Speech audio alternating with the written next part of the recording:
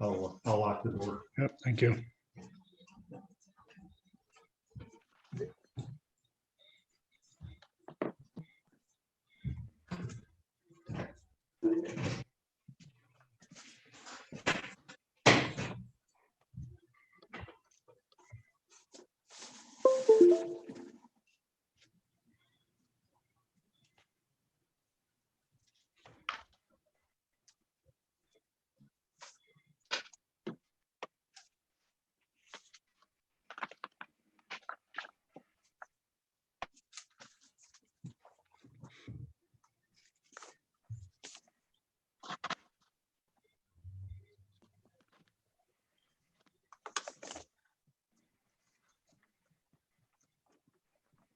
Raise your hand if you can hear me.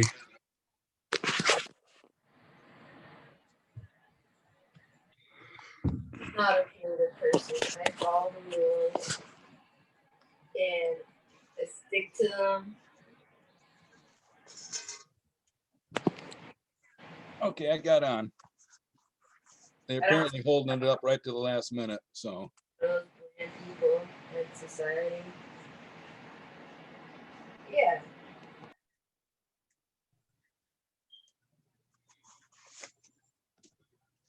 Maybe, I don't know. They're working on.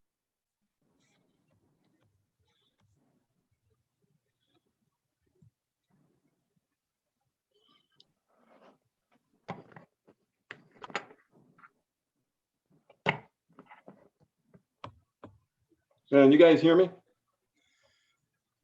Yes, I can hear you. There we go. There we go. Is Adam with us? Yep. Okay. Hi, Debbie.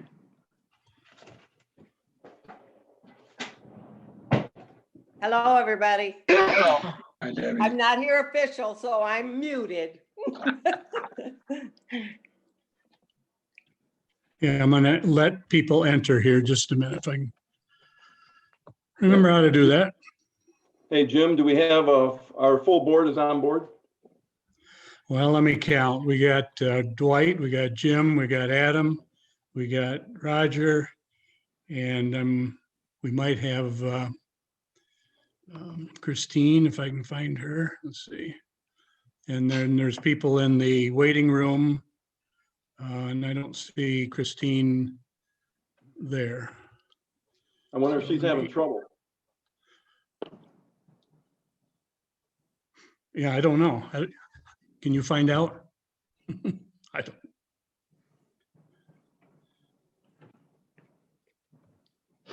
Yeah, I'll try and text her. I'm not sure if I'll lose my Zoom doing that, but let me try. Roger, I just did. Okay. I don't know.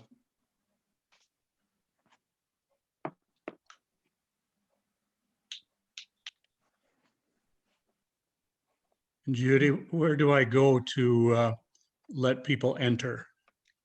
Jim,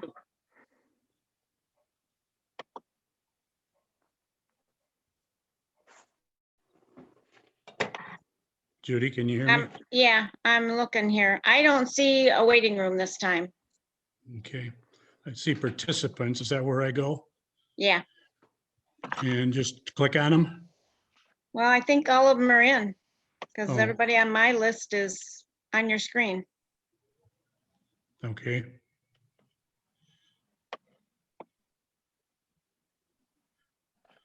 Let me check something.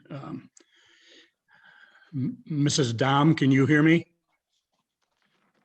I don't think she's got volume. Yeah, she's Bryce muted. Hammond, can you hear me? Lisa, phone, can you hear me? You'll Mr. have to Sylvester, unmute him. They're all muted. Yes, I can hear you. There you go. Okay, there you go. Alex, you can hear me okay?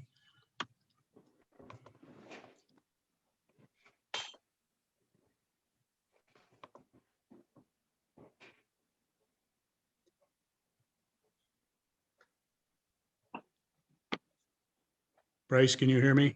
Yeah, I can hear you. Okay. Please mute again then.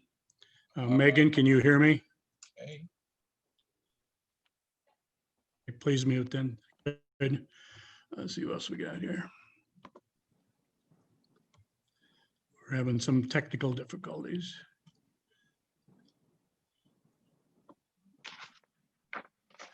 Okay, so Roger, I'll report to you that 4 board members on here, and if Judy's trying to reach Christine, I don't know the answer yet.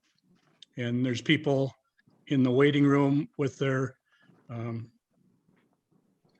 issues muted, and we'll conduct our meeting when you're ready. Well, I'm giving Christine just a moment. I know Adam and I had technical problems getting on. Although I think we'll go ahead and call the meeting to order. What's the time, Jim? Just a minute, I lost my screen here. Christine will be on in just a minute. Okay, great. Time is 8:38, excuse me, 6:38. And let the minutes reflect that we had technical difficulties getting started. Before we do roll call vote, and maybe we can get Christine online. I have some messages to say to the folks that are attending. Please do not send comments in during the meeting. In other words, please don't chat in. They overload the moderator screen, and Jim is the moderator moderating the meeting. So please don't do that. To sign in to speak for public comment, use the chat feature, as some of you have done before. First and last name only, and no messages, please, because once again, it mingles people's names in with chat and messages, and it's very easy for the moderator not to be able to pick out those names and be able to call on you. So that's the reason why. So, Jim, is Christine on yet? I don't see her. No, you're still at 11. We will go ahead with roll call vote. Dwight Carmer, Present. Jim Lindstrom, Present. Adam Williams, Present. Christine Beecher, Roger DeCamp, present. Let the record reflect that we have one member absent, and it could be due to a technical difficulty. Got it. Agenda changes and approval. I have some changes to make. So at the top of your agenda, it says Open Meeting Act as amended by PA 228. That public act has changed to PA 254. PA 254. The rest of it reads okay. 228 was read the same way. They just made it, and it was accurate in the last meeting. But here, just of late, they made a change to the amendment number, and I just got that information. I got it after the agenda went out. I was aware of a change, but I couldn't find it. The other change to the agenda I would like to add this next after agenda, and it's called, we'll call it remote meeting requirement. Remote, R-E-M-O-T-E, remote meeting requirement. And that'll be the next line right after agenda.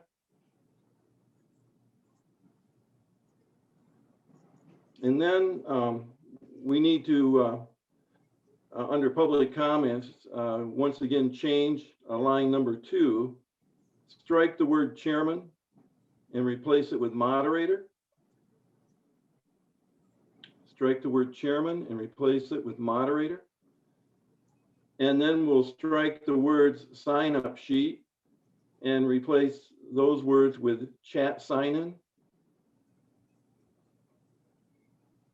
So when you read number 2, it will read, the moderator will recognize you by the chat sign-in for comments. Those are the changes that I have. Jim, I think you probably have one about the 2020 annual report. Yes, I was going to do that in the report section where you call for reports. Okay. Christine is on now, Roger, so All add right. her to the roll call, please. Yes. Christine, are you present?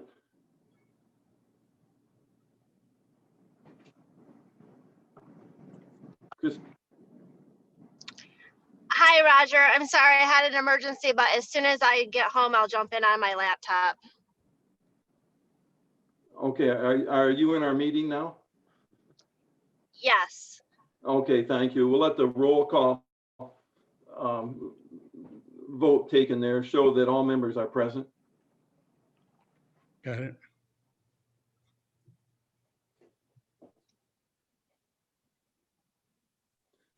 The any other changes or to the agenda?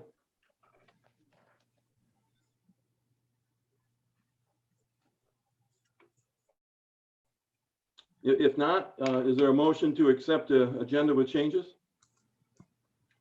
I make the motion, we accept the agenda as amended. I'll support that. It's been moved and supported. All in favor, answer by saying aye. Aye. Aye. Hi. The motion is carried.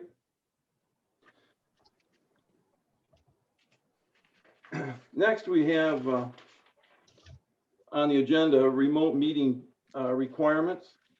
And Jim, I'll read this and I will email it to you so you will have this wordage and it will be attached to our minutes. The remote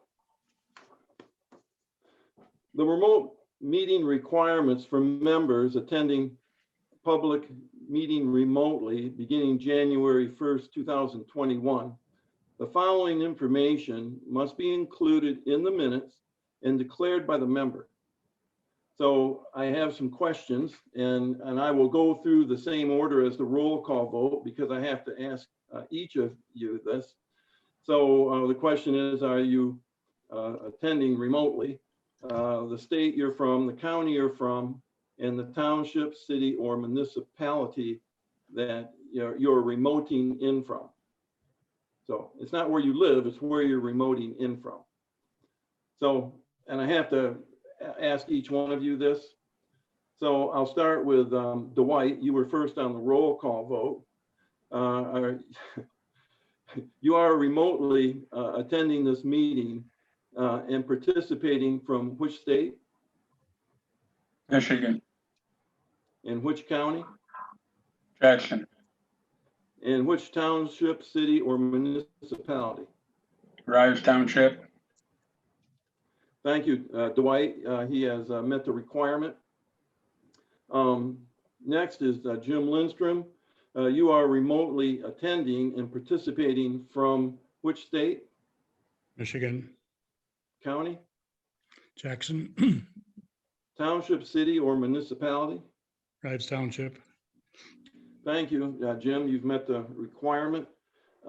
Next is Adam Williams. Adam, you are remotely attending and participating from which state? Michigan, County? Jackson, Township, city, or municipality? currently in the city of Jackson. Thank you, Adam. You've met the requirements. And Christine Beecher, Yes. you are remotely attending and participating from which state? Michigan, County? Jackson, And you are remotely participating from which township, city, or municipality? I'm just entering Rives. You are remotely Rives. participating. Rives. Thank you. Yes. And yes, you've met the requirements. And myself, Roger DeCamp, is remotely attending and participating from the state of Michigan, the county of Jackson, and the township of Rives. So, thank you. That's out of the way. Hey, Roger, Yes, can you just let us know real quick where the remote meeting requirements come from? Who requires that to be that came from Public Act 254. part of that act? Okay. Yes. Yes. Yes, sir. Any other questions? So,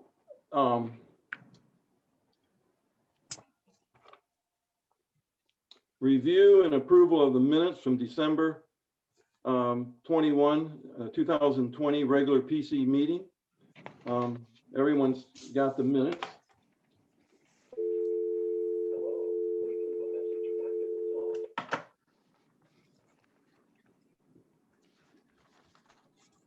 I'll give you a minute to look those over.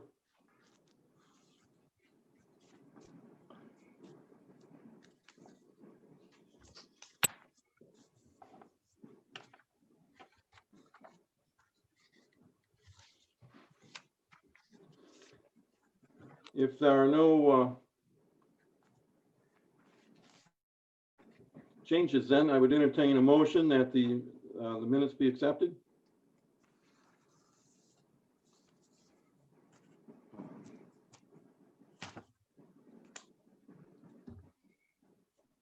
Make a motion the minutes be accepted. There's a motion to accept the minutes from December 21, 2020. Is there support?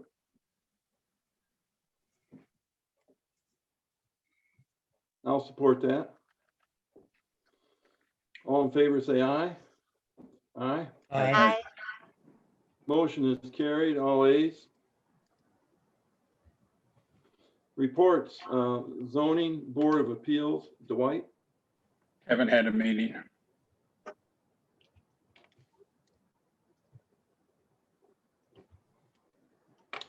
Township board, Christine. We did not have a meeting for the month of January, so I'll report in February. Okay. PC members, comments?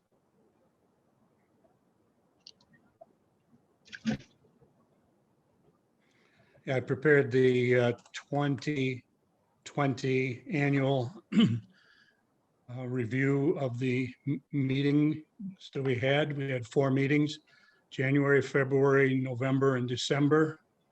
And I provided that to each of the Planning Commission members for their information. It'll be posted on the township website for the public, and also ask your recommendation to pass that on to the report to the township board.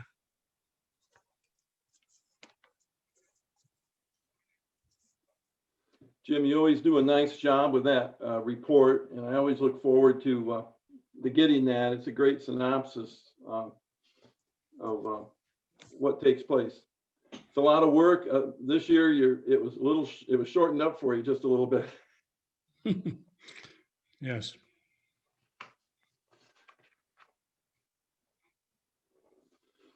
Any other PC members that would like to comment here?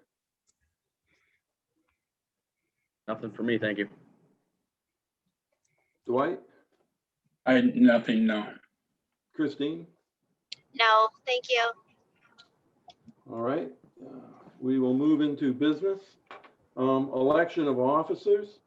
The officers are chairman, secretary, and vice chair.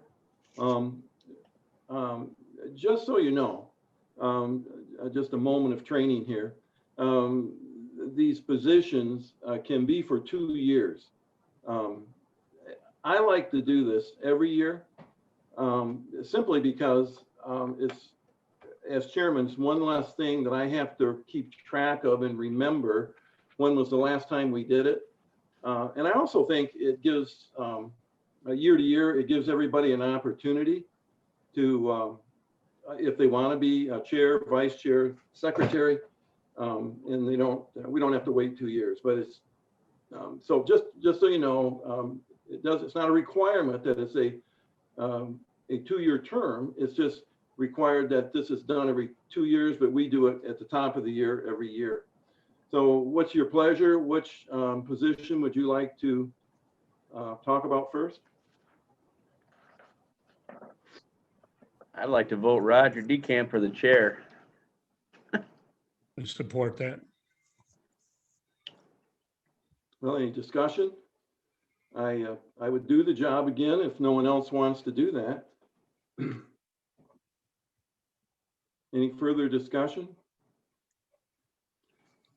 There's a motion on the floor to nominate Roger DeCamp as the chair. There's support. We'll roll call vote that. Dwight, Yes. Jim Lindstrom, Yes, Adam Williams, Yes. Christine Beecher, Yes. and I'll vote yes because I agree to do it. So the motion is carried, all ayes, no nays.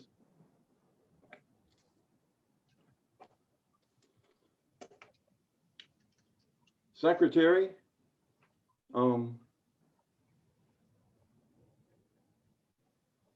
committee. I would I'll like speak. to see, Go ahead. go ahead. No, go ahead, Ed. If you want me to speak up again, I think Jim does a wonderful job. If he's willing to do it again, I would be happy to nominate him as secretary. I agree. I'll support that. Discussion? Jim, your feelings? I will do it. You do a great job. You do a very good job. It's a hard job. Any further discussion? If there's no further discussion, we'll roll call vote. There's it's been a motion on the floor to appoint Jim Lindstrom as Secretary of the Planning Commission, and it's been supported. Dwight, Yes. Adam Williams, Yes. Christine, Yes. Rogers, yes, and Jim. Yes, The motion is carried, all ayes, no nays. Next position is Vice Chair. And I'll wait upon the committee. I nominate Dwight for vice chairman.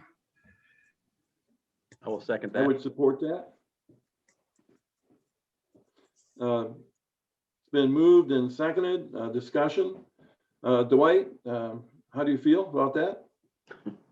I'm willing to do it, yes. Any further discussion?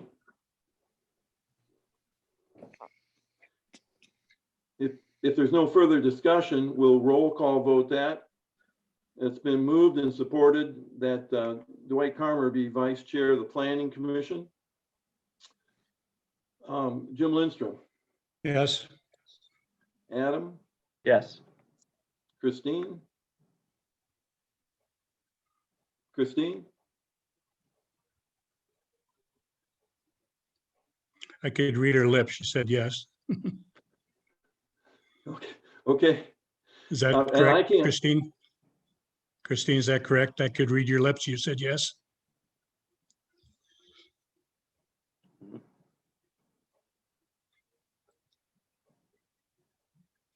Yes, okay, Yeah, and because I can't see her. Right. Roger DeCamp, yes, and Dwight Carmer. Yes. That motion is carried, all ayes, no nays. Thank you, everyone.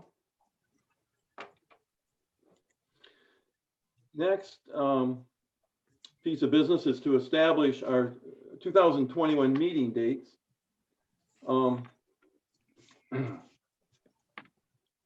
I'd like to approach that it's not only meeting dates, but to establish our regular meeting place, which was held at the Lansing Ave Fire Station, 8682 Lansing Avenue, and to establish our meeting time, which has been 6:30 p.m.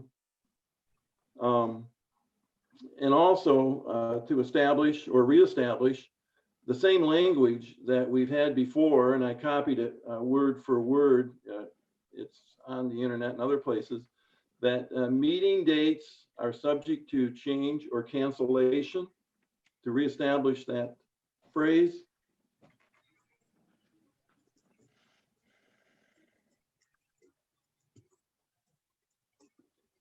And we have held our meetings on the fourth Monday of the month. And I would like to see if that still works for everybody. And then we will look at some specific dates on the calendar that may need to be changed, and probably will be changed. But does the fourth Monday still work for everyone? Yes. Yes. Yes. It doesn't work for me in February. Right, and I've got a challenge in December myself, so I would like to go. I'm going to go back through those days of the month, and we'll work on those. But to generally establish that the fourth Monday for our regular meetings works. Does everybody agree with that? Yes. Yes. That it generally works, yes. Yes, by unanimous consent. And with the statement that that our meeting dates are subject to change or cancellation. Does everyone agree by unanimous consent on that? Yes. Yes. Yeah, and that our regular meeting place is 8682 Lansing Avenue Fire Station at 6:30 p.m. Does everyone agree by unanimous consent? Yes. Yes. Well, as we go through the calendar, here we are on January 25th, so we've got that one in the books. February, Jim? Yeah, the 22nd through the 26th does not work for me that week.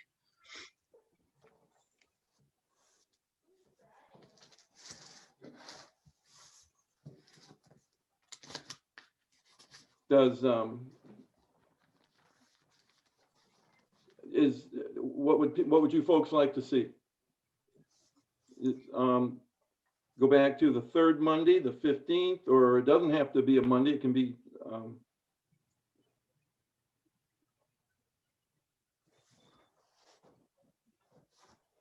I'm open. So Dwight, are you open for Yes. anything?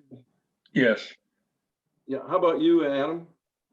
The first 3 Mondays of every single month, I have prior other commitments, different things that I'm involved in. So it would have to be a different day of the week.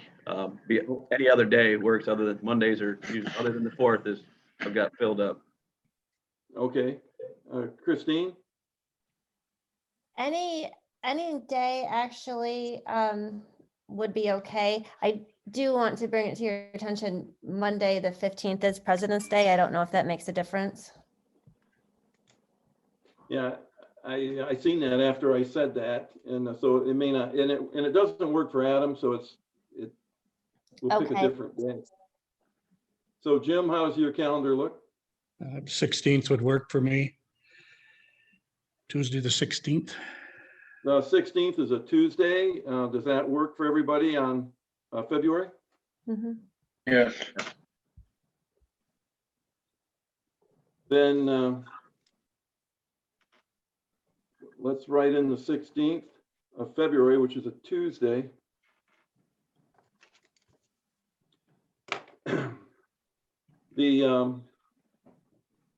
I went through and looked at the calendar on the rest of the dates, and there was not a conflict. When I get to December 27th, I have a conflict with that.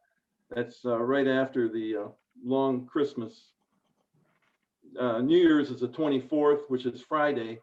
And then Christmas wraps up that weekend. So that Monday doesn't work for me. And the third Monday doesn't work for Adam. So I'm open to anything other than that.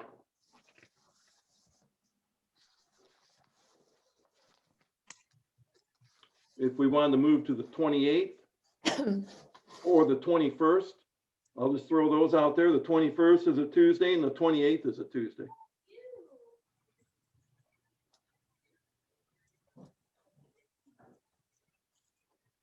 I can do either, but I think the 28th would probably be better. Just 21st anticipating the Christmas season and shopping and doing all your family things. And I think that the 28th would be Tuesday, the 28th of December, would be a better date. Does the 28th work with everyone? Yes. Yes, Yeah, it works with me. How about you, Jim? That's a long ways away, but I'll say it works for me. That's what I was That's why we thinking. have There's our- nothing on my calendar yet. And if it doesn't, I'll let you know later. That's why we have our clause.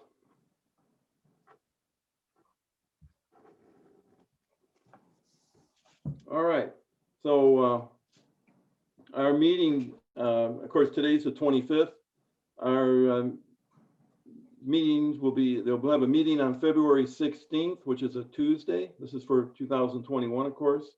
March 22, April 26, May 24, June 28, July 26, August 23rd, September 27, October 25, November 22.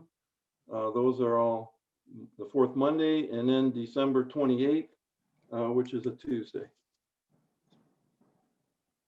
So when we turn that into the clerk, it also locks in the meeting room for us.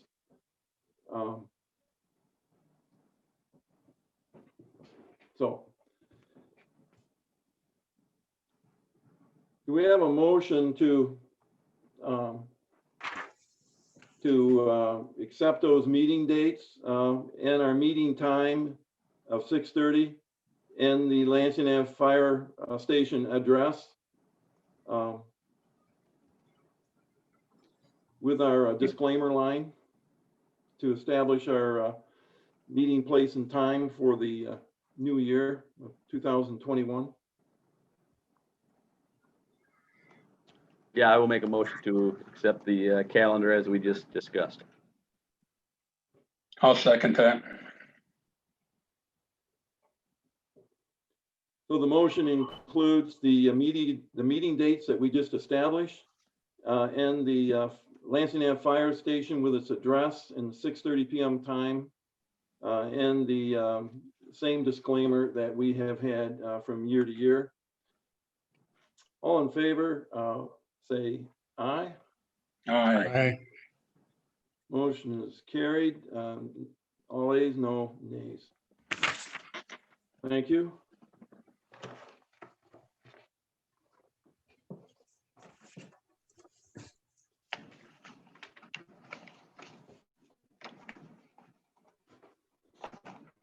I apologize, Roger. My internet out here is horrible. But you're coming in good, and two of us had trouble signing in, so we got on board just before you came, Christy, as well. Well, I had to, I actually have to use my hotspot, I guess. I don't know, it goes in and out and I like lose you guys.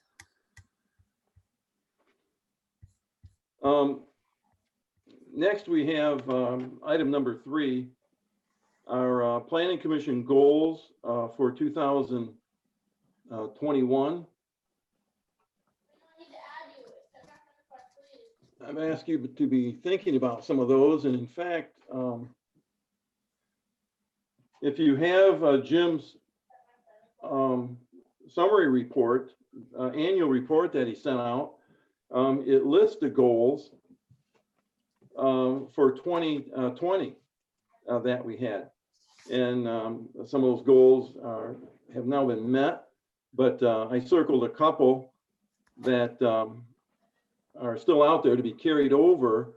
Number 7 was continue zoning map review of neglected and discontinued zoning spots that were on the map. I think it's what that thought was. And that's something we've been working on, but then we got derailed here without having meetings. So I would like to see that thought carried over. Dwight, you've done work on that. I've done work on that, and it's well underway, and everybody is ready to cooperate. We did, Jim, you did some work on there was a one was basically a typo. We got that map, that one fixed on the map, and so I would like to see that carry over. Number 4, updating the zoning chapter 17, which is the zoning part of the ordinance, chapter 17, for correction of dates and state of Michigan preemptions. I believe Vic, somebody help me out here. Was it the township attorney Vic that had all of those, or was it CWA that said they had all of those? Does anybody remember? In conversation that came up, and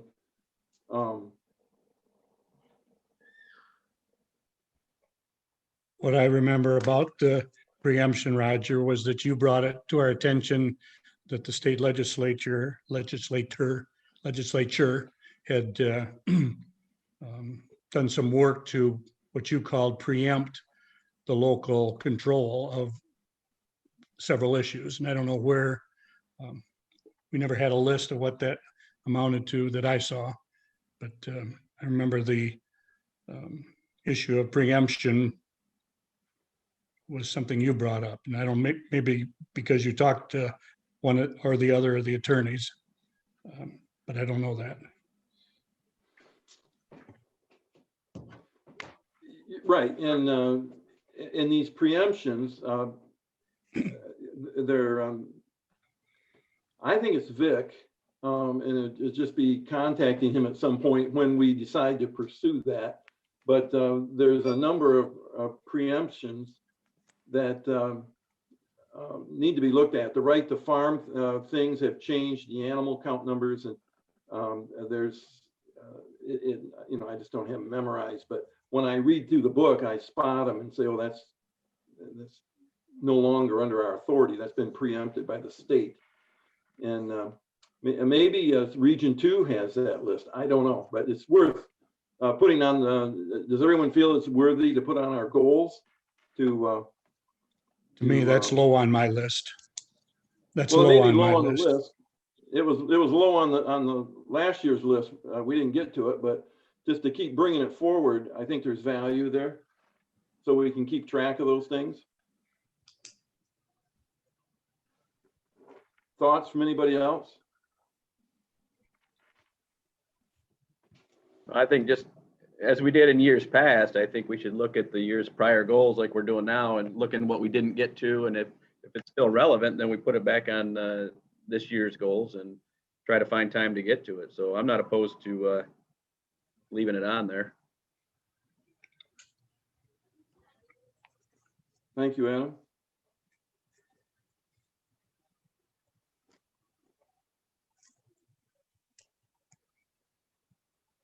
Dwight?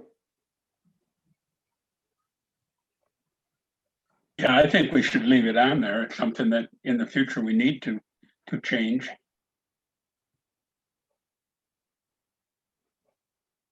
Christy? Yeah, I believe it should be on there as well. And looking over Jim's list, I think there was 7, and there was 2 that we're bringing forward. The rest were we've just about looks like to me we've completed them. Mm-hmm.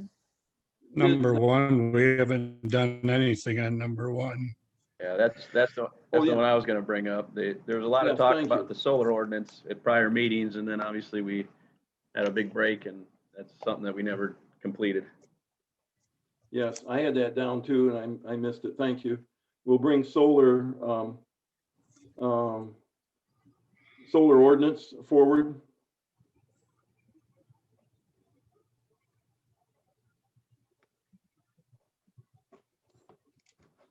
Anything else off the prior list before we start looking at some new things?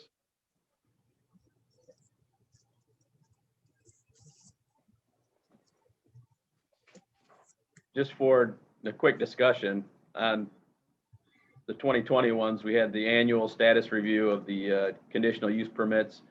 Obviously, we went through there and completed that list, but you want to keep it as a goal just to do it on an annual basis, keep up on it like we discussed before instead of letting it fall by the wayside. I don't think it takes a lot to review those, but I think it's one of those things that should be done annually at least. Yeah, sure thing. Anybody else? I agree. Yeah, I agree too. It's, in fact, it's a good tickler for us and to pass along other planning commissions. We've got our hands around it now, and it's just to check in with the board and with zoning inspector just to make sure that we're staying on top of that work that's been brought up to speed.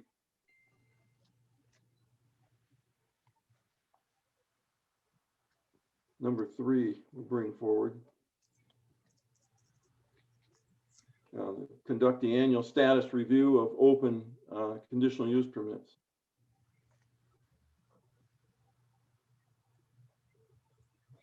Roger, for the public's view, why don't you read what number 2, 5, and 6 are, so that if we've completed those, we can report that, or if we're not bringing those forward, I'll explain why. Sure. I'll start at number 1 that we're bringing forward from our 2020 goals that we put out there, just things for us to, maybe we couldn't accomplish all of them, but that's why they're goals and we can keep bringing them forward. But we're bringing forward from 2020 number 1, which read proceed to complete solar ordinance.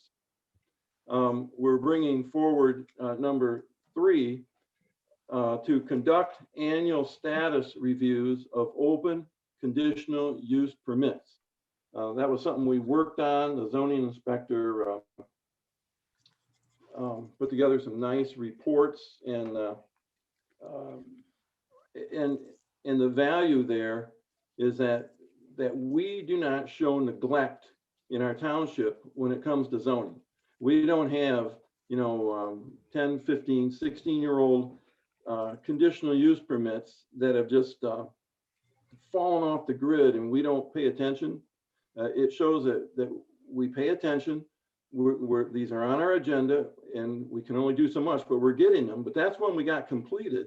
And now we want to continue, and the board's got record of it. And now we want to continue to use that as a tickler just to follow up and make sure that the list has got shorter and that the zoning inspector goes through that annually and make sure that they're all current. That's the purpose of doing that, but that one's done. Number 4, we're bringing forward is update zoning chapter 17, which is a zoning chapter for correction of dates in state of Michigan preemptions.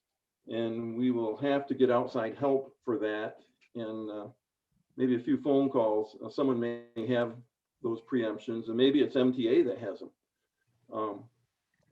And then number 7, we're bringing forward continued zoning map review of neglected and discontinued zoning.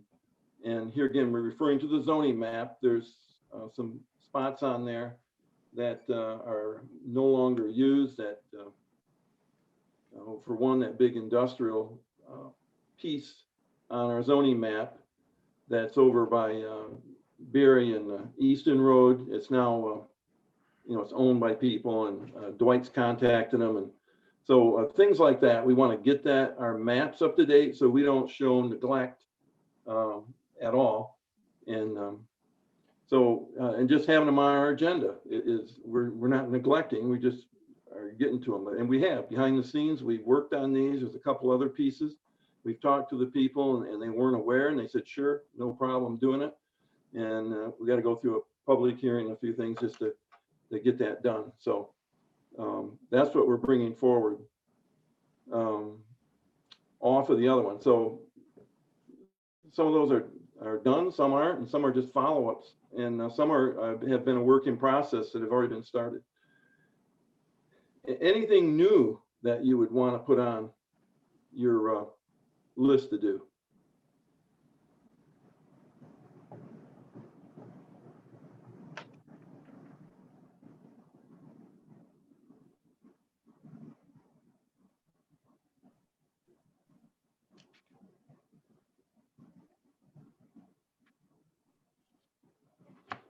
Bear with me just a minute.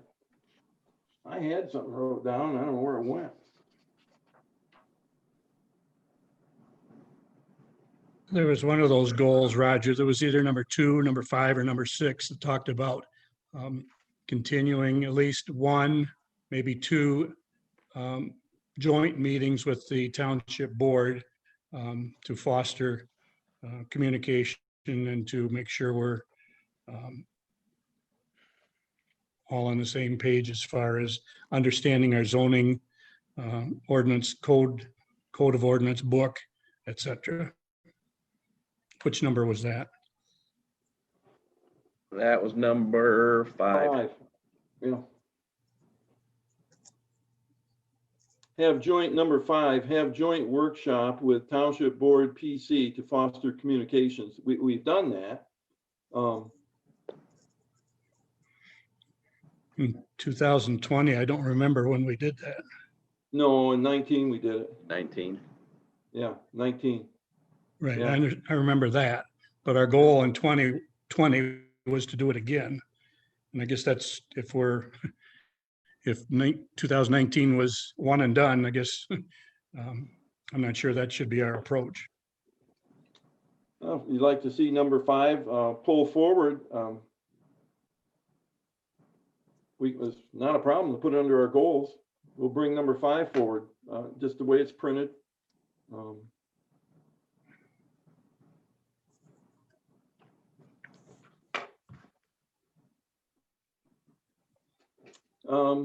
Anything else there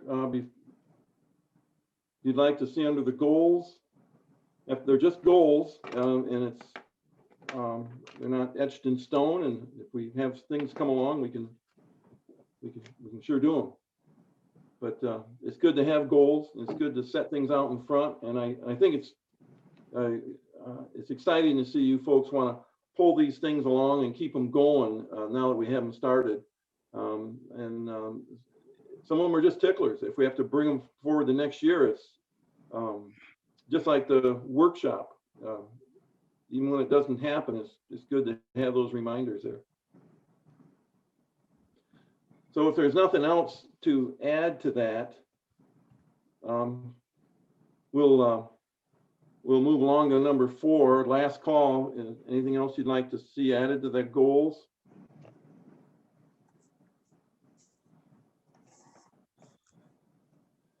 So we'll move to number 4, the industrial district draft.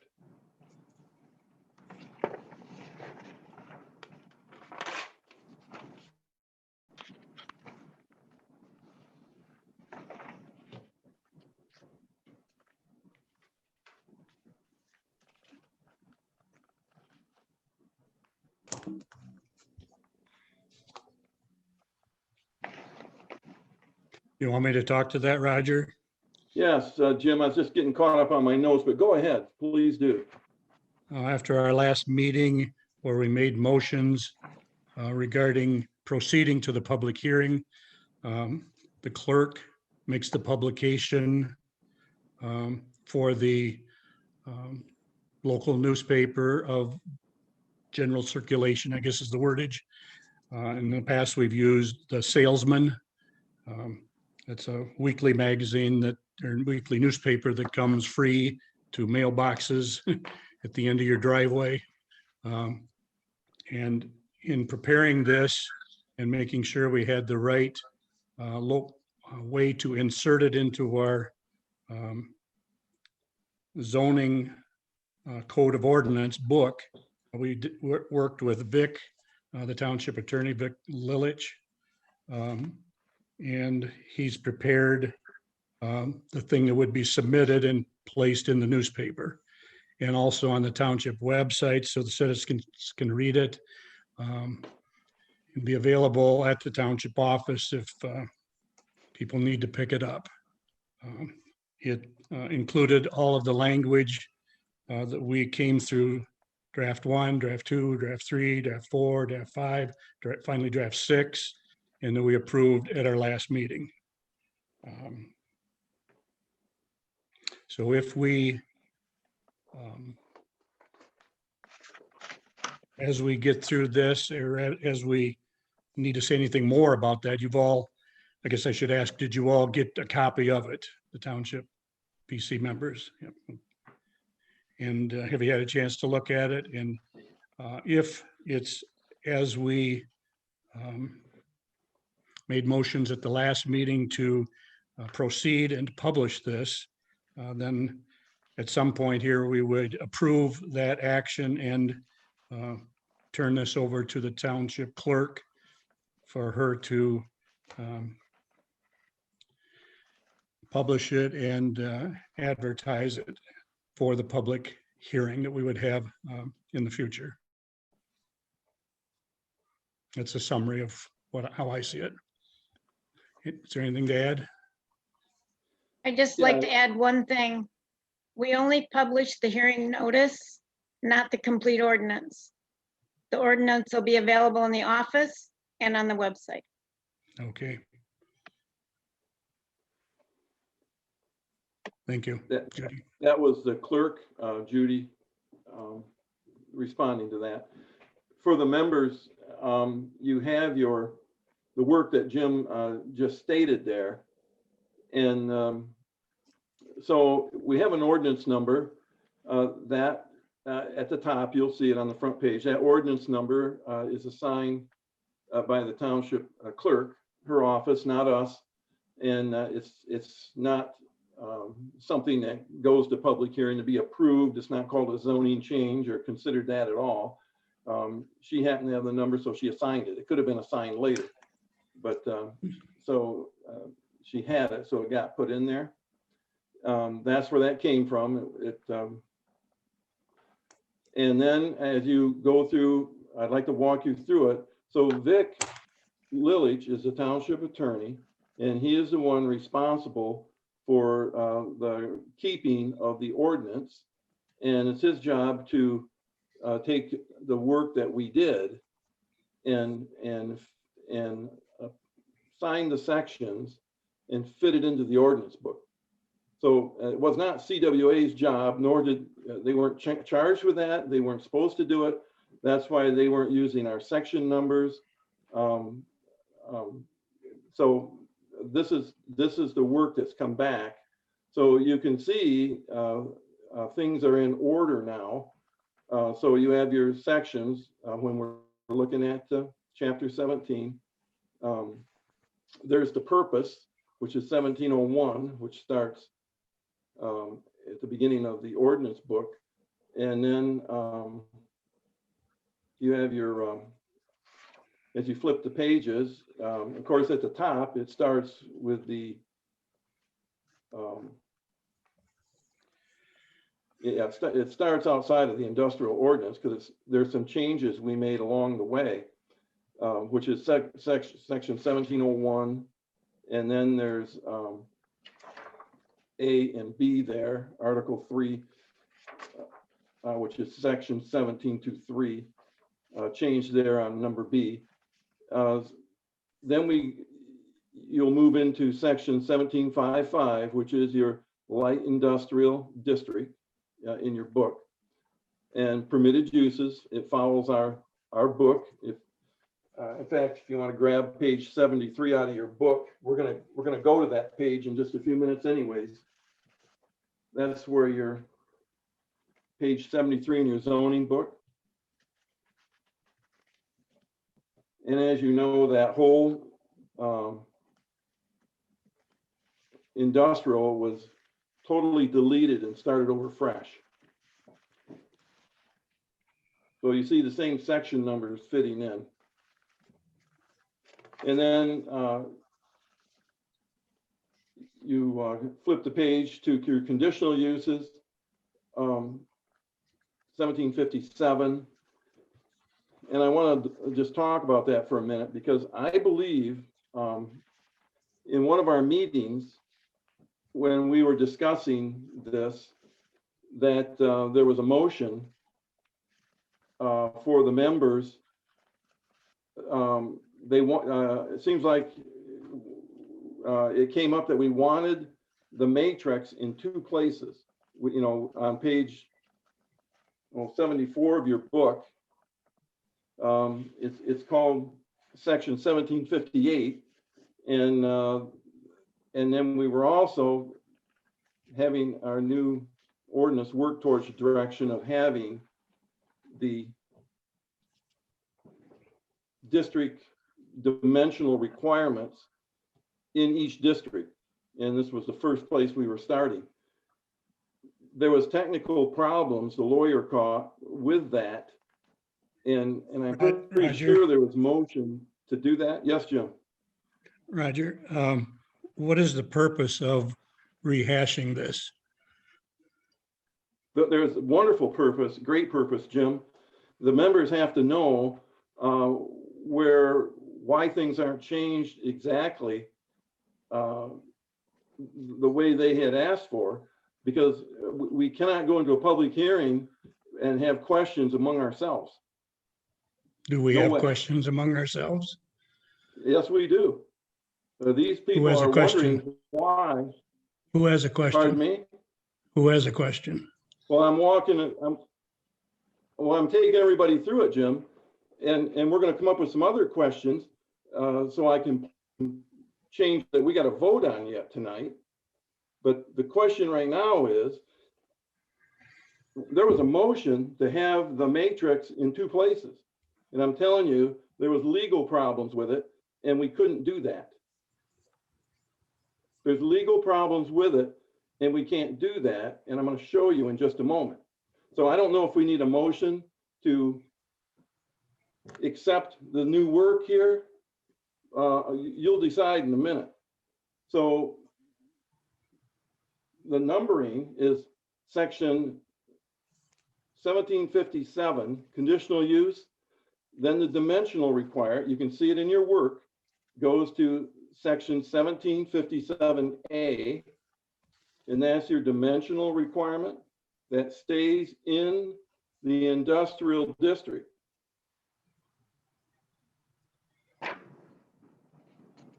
There was problems putting it into page 74 in your book, because and this was written specifically for the industrial section, and he said it cannot mesh into 58 because that's a whole different section entirely. It has nothing to do with industrial. It has just to do with dimensions.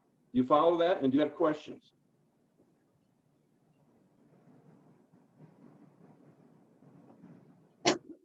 Because that's what you wanted. And I'm telling you, he said it can't be done because it was a conflict. And we all understand that we directed CWA to have this dimensional chart unique to the industrial district. And in your book on page 74, section 1758 is not unique to industrial. It's just all districts. Right. So when you turn a few pages back in your new work that you have here, you will see a chart that's called 1758 that is going to replace page 74 in your book. And you will see that it reads exactly the way the current book does, with the exception that industrial is omitted. The whole line industrial is no longer on that matrix. That's because it's covered in the industrial section. And he had legal problems putting it in there, said it can't be done. Like the committee wanted to do. Going to have it in 2 places, or have it a part of that chart. And he said it can't be a part of the chart because this is unique to industrial. And you have to know that, because when we talk about discussing the public hearing tonight, you're going to talk about that. You're going to tell the people. Each one of you are going to have a part. And if you can't explain this, then who will? Who will? You have to know. And if we're not ready, we're not ready. But you have to know. So are there any questions? There ought to be some. I got a question, Roger. Yeah. Section 1758 in our ordinance reads ag, residential, mobile home, commercial, and industrial. You're going to strike industrial from the bottom of that chart? I didn't do it. You did it in the last meeting. It's in the minutes. No, you just said that the lawyer said we had to strike it from there.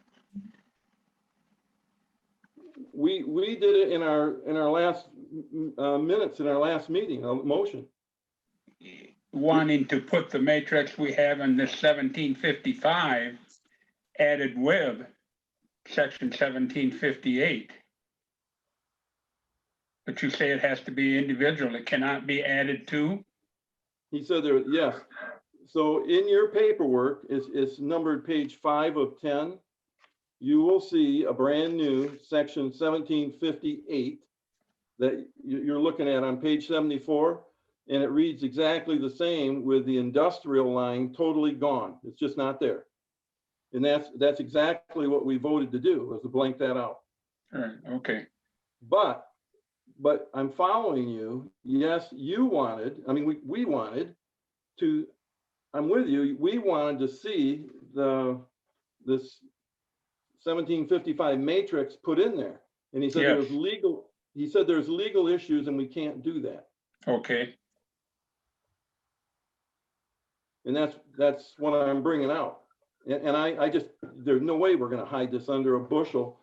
Yeah. And not talk about it. We got to talk about it. And this is where we do our work, is in the public, and there's nothing to hide. It's just a legal issue, and it can't be there. It's got to remain in the industrial section. That's why it flows. It flows under the conditional use 1757, and now it's called 1757A, industrial dimensional requirements, because they're for the industrial district. And then the picture graph, that's part of that, is continued as 1757A, where we have the artwork. Mm-hmm. And then the 1757B, these are new sections, because those are supplemental industrial district standards, unique to the industrial district. They're not unique to our whole zoning ordinance. Those standards cannot be spread across the entire zoning districts, because they weren't intended for that, right?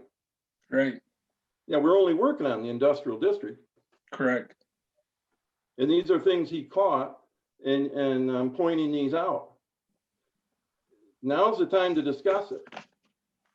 And we don't discuss this in a public hearing. You're going to present this to people, and you better know what you're talking about. Right.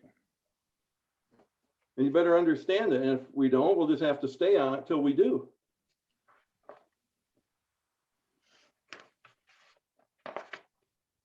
I'll move along. We'll come back for questions. So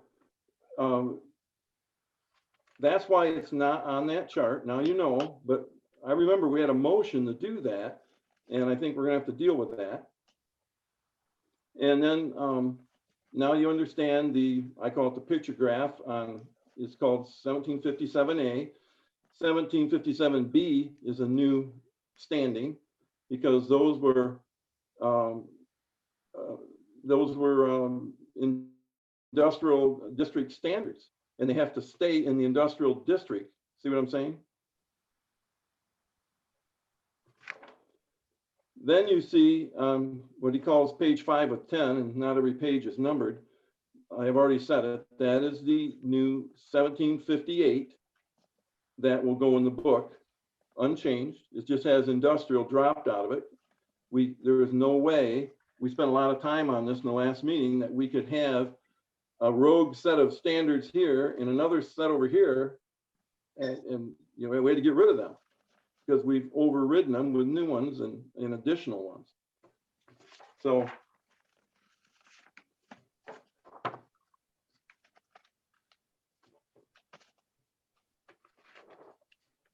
I'd like to shoot off into a little bit before we finish going through these pages. If you got your book there.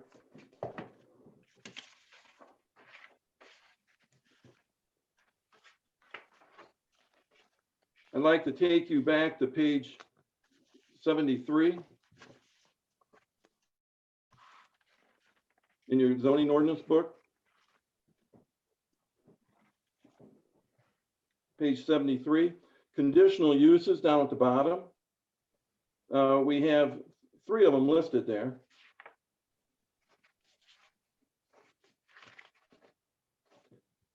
Industrial plan unit development, junkyards, and airport.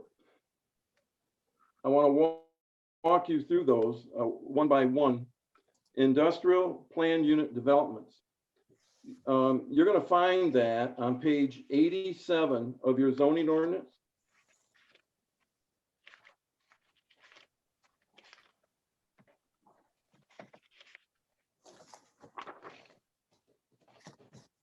Page 87 of your zoning ordinance, number 13.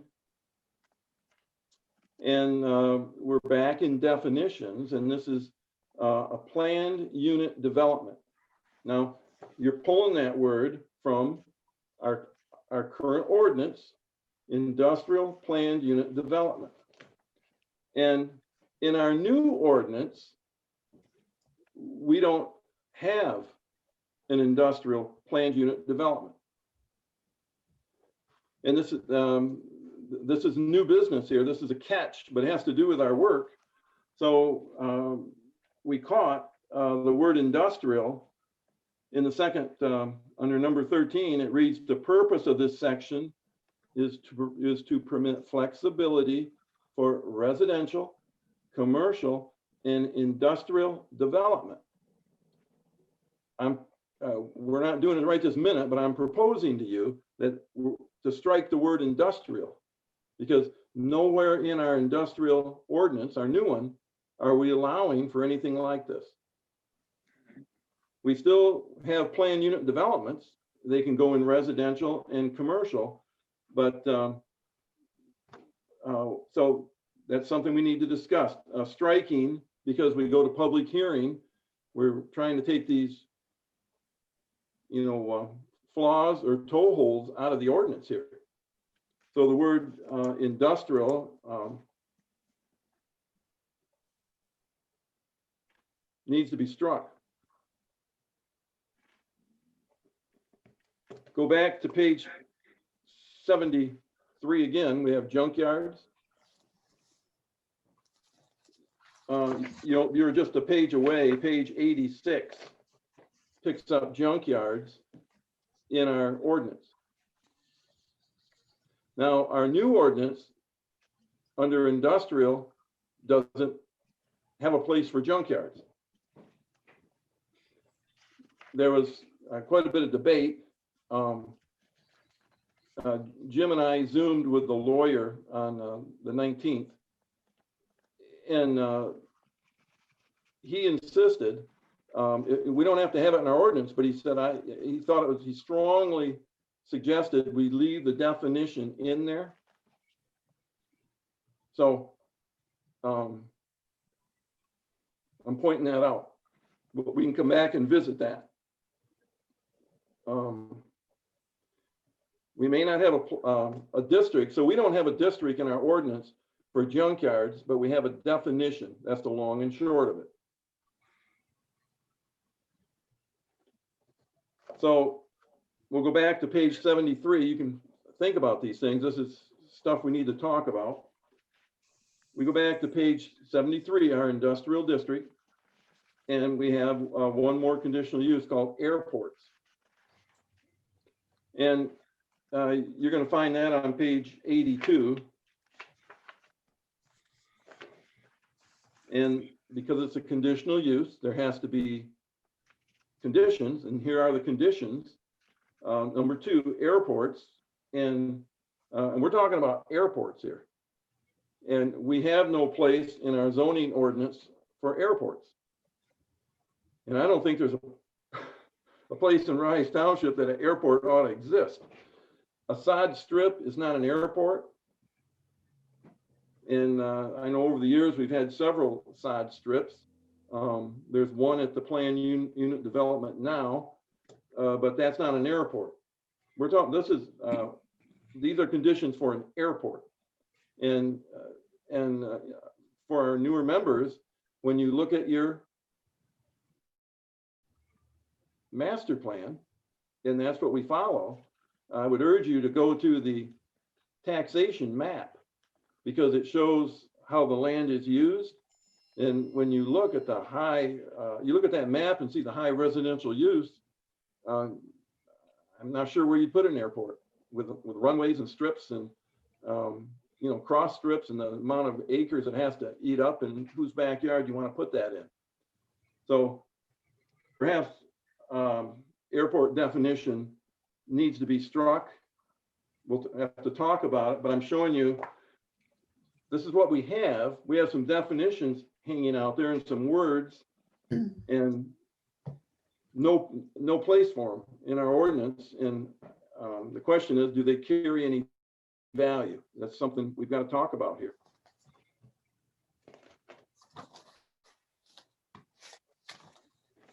So continuing through your pages, I wanted you to understand that we made motions and that you understand the chart. 1758 has been replaced. You have it, and it's pretty self-explanatory. And the motion to drop industrial is out of there. And the other chart had to go in the industrial section.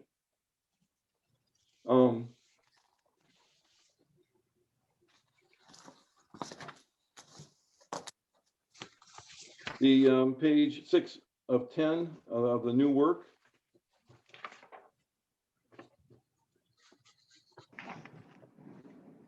I don't think there's anything there. It's just the sections are all put in there again, so you can follow them through your book.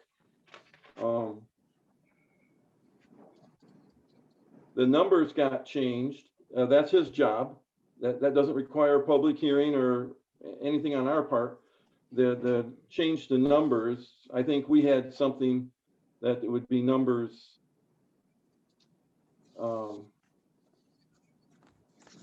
He said to rearrange them. 17, 18 are the numbers I'm talking about.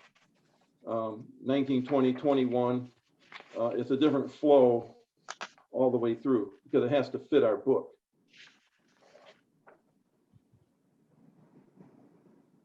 And what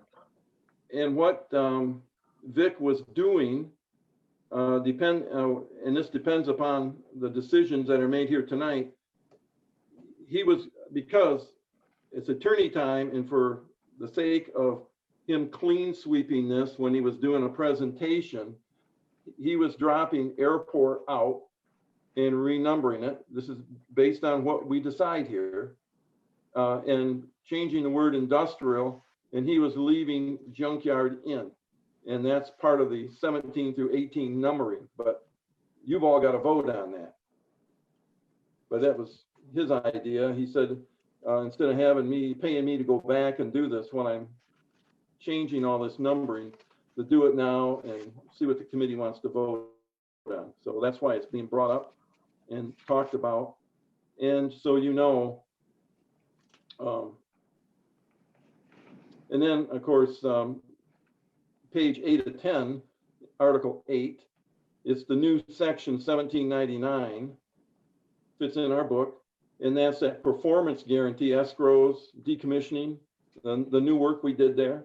That's where that fits in. And then, so you know, page 9 and 10 of that work, it's all legal work. Because when I seen that, you know, Jim and I said to him, well, where did that come from? We didn't do that. And he just laughed. He said, no, I did it. He said, that's legal work, and that just is what we do. And it's just not part of your public hearing. It's necessary and it's law. And I have to put that stuff in there to serve the new work that's being changed. So if you see all that and say, where did that come from? Because that's what we said. And page 10 of 10, that's just legal. So, you know, we didn't do it. It gets done regardless, but it's done and complete, so we can see all this, and this will all tag in there.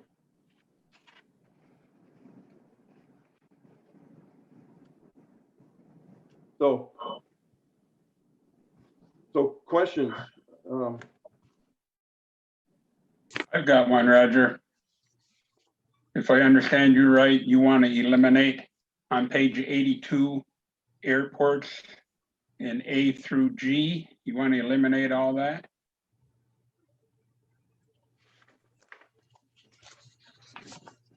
On page 82, number 2, which would be A through G, you are correct. Yeah, that's all airports. And we have no allowance for airports in our ordinance now anywhere. In our new zoning ordinance, there's nothing for airports, and that definition should go. These are airports, not to be confused with an airstrip or a sod strip. These are airports, such as the one in Jackson and such as the one in Mason. Okay, Roger, I just have a couple questions in regards to that. So where are we going to incorporate like the private airport down the street from us? Because isn't it more than just like a running sod strip? You're talking about Williams Estate? Yes. Yes, that's not an airport. That's a private airstrip. It's sod. And it's part of a PUD. That's a planned unit development. And that's a part of that. And planned unit developments are unique to, Okay. they're a very unique thing, and they can have all kinds of specialty things, and they have to meet the requirements of the ordinance. And so yes, but that's not an airport. So that would fall into the private airstrip. Yeah, it's a sod airstrip, a private airstrip. But it's not even that. It's a planned unit development. To be technical about it. And so it falls under the planned unit development in the Condominium Act.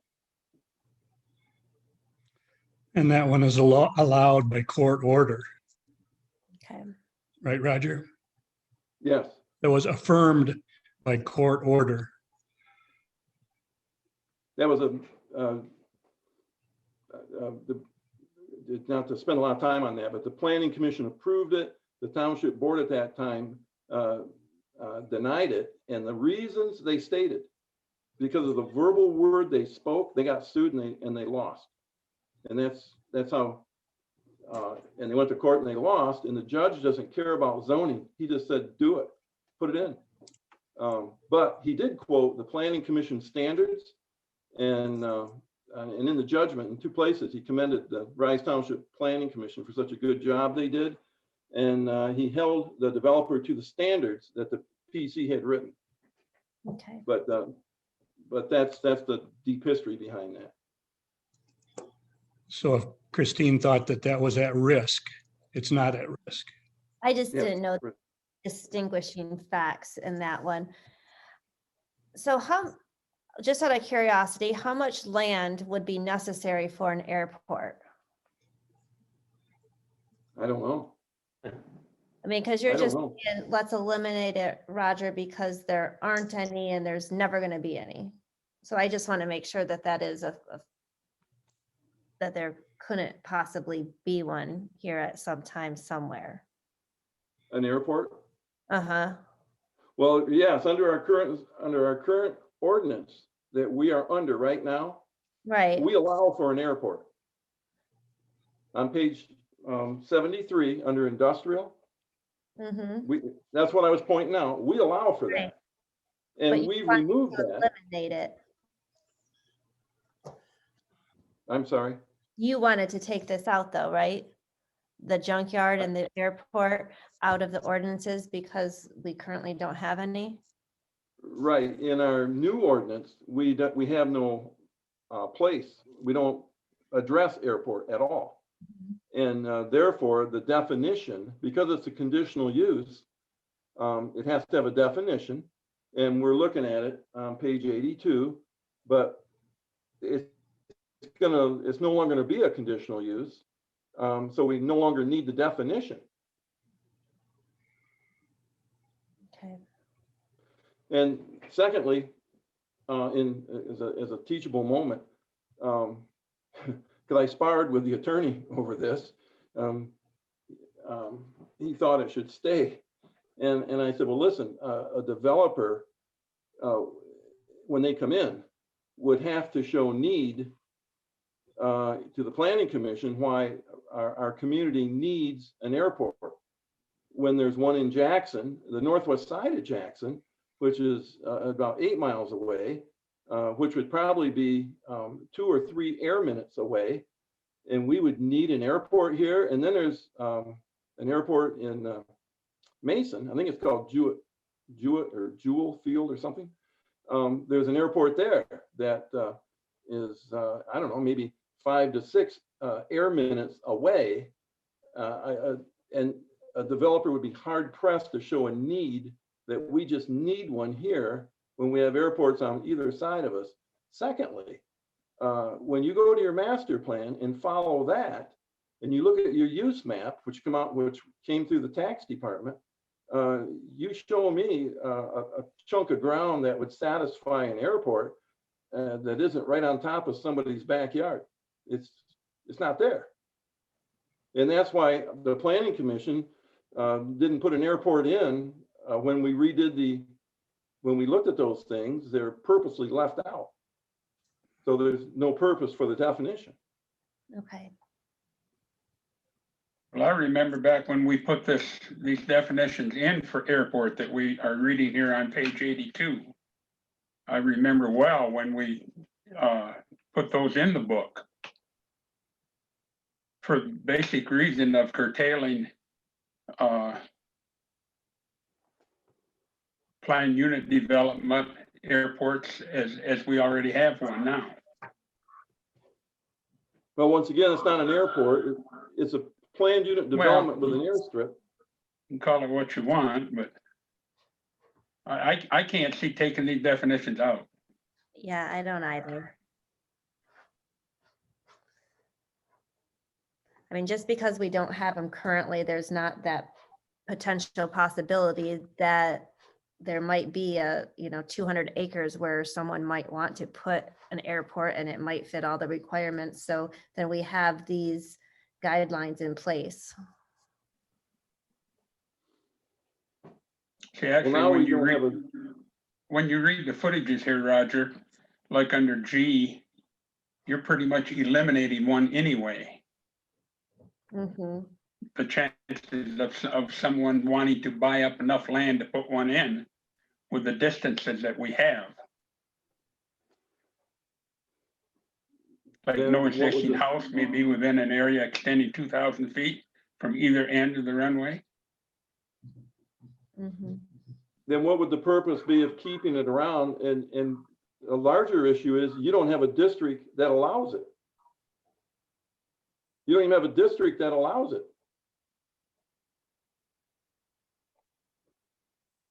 Well, I guess I disagree with your saying that the PUD airstrip is not you call it an airstrip, airport.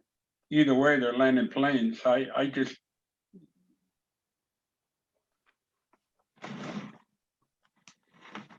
Well, if we want to vote on it, I vote no, so whatever. well, I think it should Dwight, stay. it's not an airport. It's not open to the public. And it's sod. Anybody can land on it if they have to. Well, Yeah, in an emergency, they can land anywhere. That's correct. Correct. but for They the can land in the street. association members land there. I mean, there are public people coming in from all over the place. Correct. It's not just, so you're saying like the PUD and then the association, that would limit it to those association members, whereas they have invitees coming into the winery. I mean, people will fly in for, you know, the day or for lunch. So to me, that's more public than private. Well, then you're gonna have to decide what district you want to put your airport in. You want to put it back in industrial? Because if that happens, you ain't gonna have no public hearing in February, I'll tell you that. And I'm just saying, I just, it seems to fly in the face of everything that we were trying to do to preserve the rural character of our township.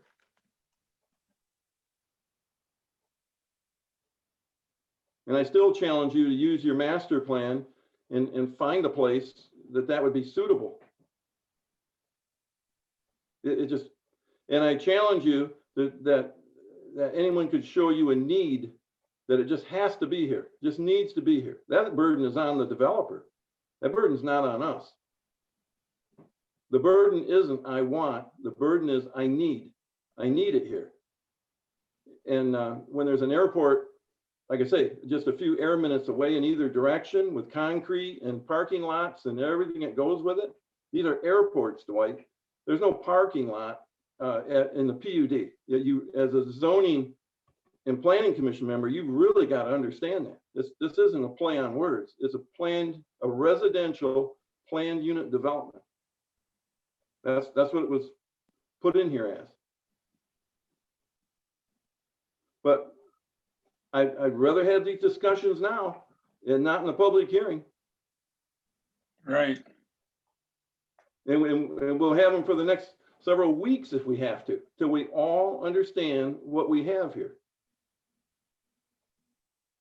But you're saying you want to take out airports and you want to take out junkyards, correct? No, the lawyer suggested that the junkyard definition stay in. Okay. So under planned unit development, since we no longer allow that in our industrial new ordinance, then that word industrial needs to be struck from that page, deleted. Okay. I'm saying that. And I'm saying the attorney suggested that the definition for junkyard still remain in the ordinance.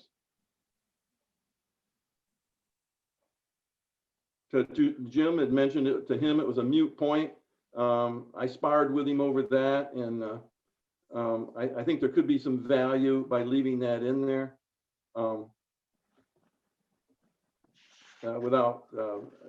With Miller Motors, I'm not sure what that is. I wasn't around when that was put in, but that could be a useful set of definitions if it had to be applied.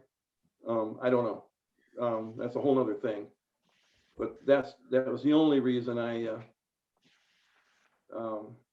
seen any flicker of light there. But the airport, we took airport out, and when you look at your maps, you're hard pressed to show where the airport goes in our community.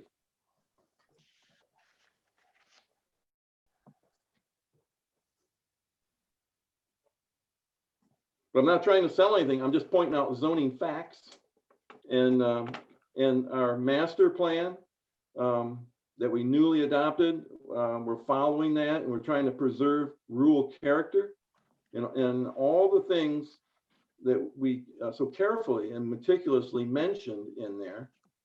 And that's what our new ordinance is designed. And that's why, that's the purpose of doing our industrial ordinance. So we could begin to follow our new master plan. So to me, it flies in the face of land preservation and all the other things, because it's one of the things we dropped out of there when we reviewed that. And we see no use for those three things. Industrial planned unit developments, I think they start with 10 acres minimum. I'd have to look at my book to read that, but You do? Yes. I can do it. Okay. Yeah, page 87, 13A, the tract of land to be developed shall have a minimum of 10 acres. And that's minimum for so if you're going to keep industrial planned unit development, the very things that we set out to accomplish, now we're suggesting we undo them. But these were oversights. They were caught, and they were rightfully caught, to strike that word industrial. So there's no toehold. So there's no one saying, well, you know, where can I have my park? You don't allow for one. And that's exactly right. We don't allow for one, and we need to clean up that loose end. Same with airports. We don't allow for one. There's not a need for one.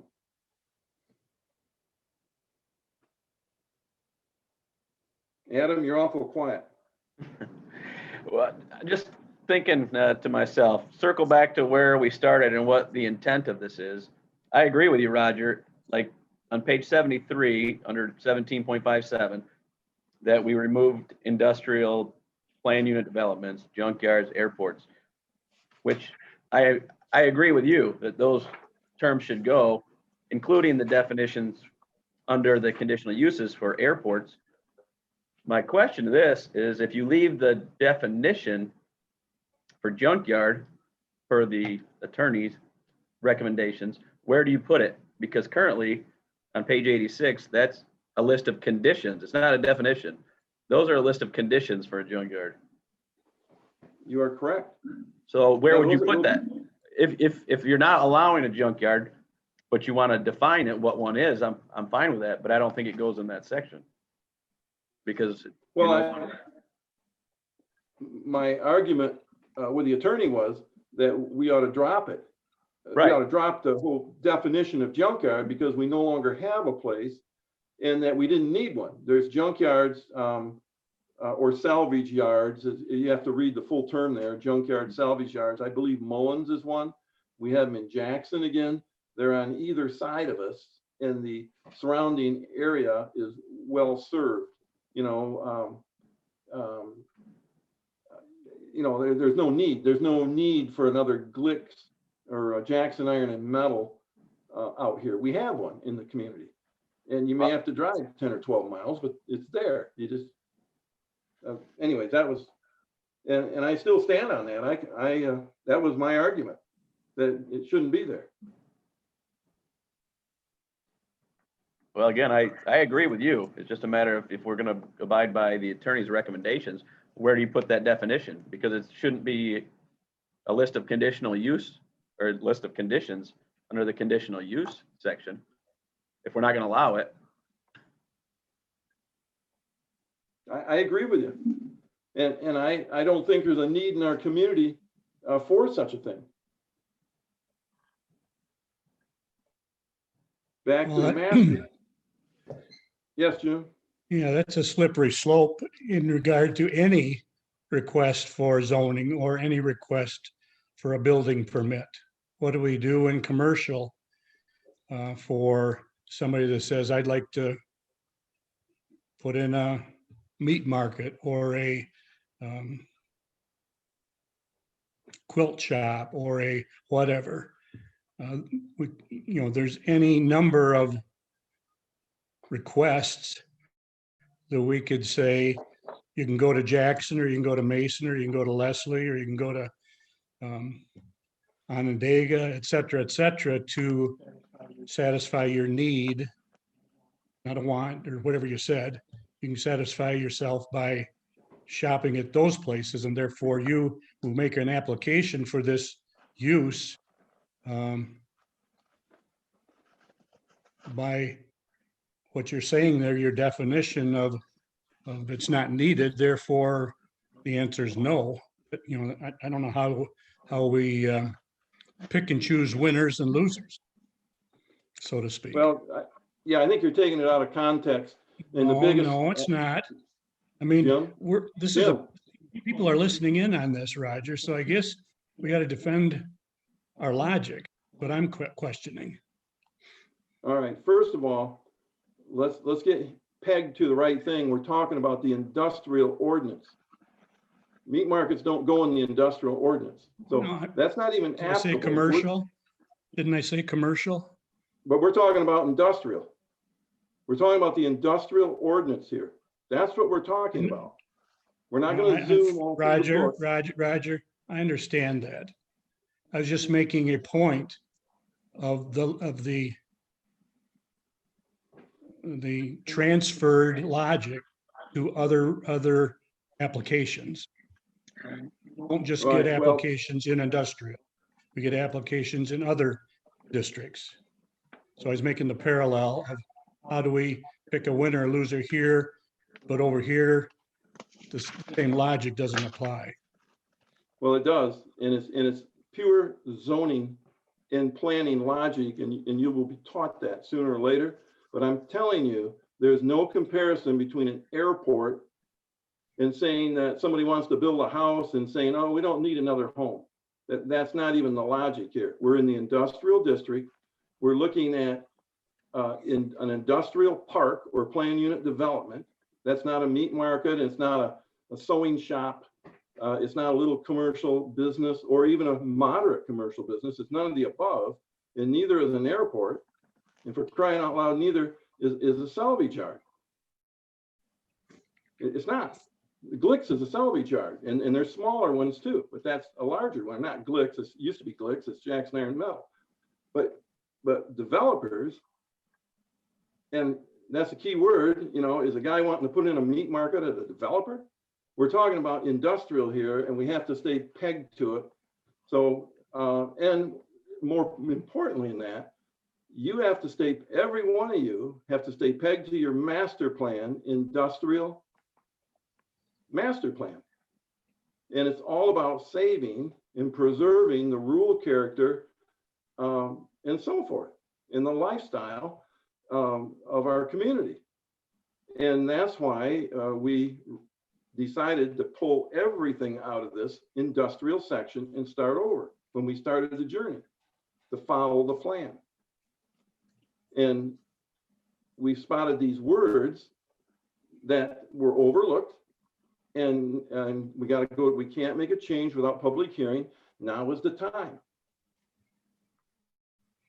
But I'm surprised you all want to go back. You're going to have to explain how you tread all over the master plan and throw it out the window with the minimum 10-acre industrial parks, airports that could be 200 acres.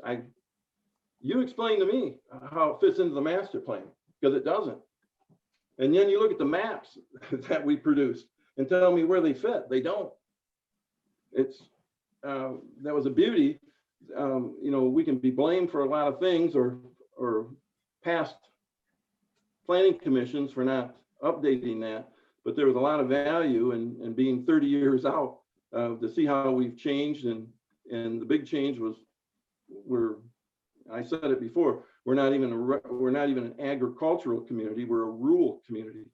Rural residential lifestyle is what we are. But and we're not a large industrial thing. So here's our opportunity to follow the plan. I think we've heard clearly, and we've responded. Yeah, I agree with Adam. That was my original, and that's just one of the tests. That's not the test, but that is a test that planners have to apply. It's just one of the test questions. There's not any one test question you hang your hat on, but if applicants can pass most of the test, that's here or there right now. Is here we are at this point. What do you want to do? Are you gonna follow your plan, or was all that work for nothing? Because when you follow the plan, it all builds. One thing supports the other.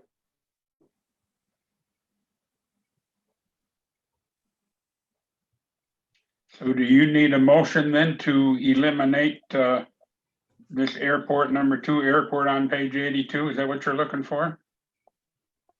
Well, not right now, but at some point tonight, when we're ready to do this, my job is to point it out.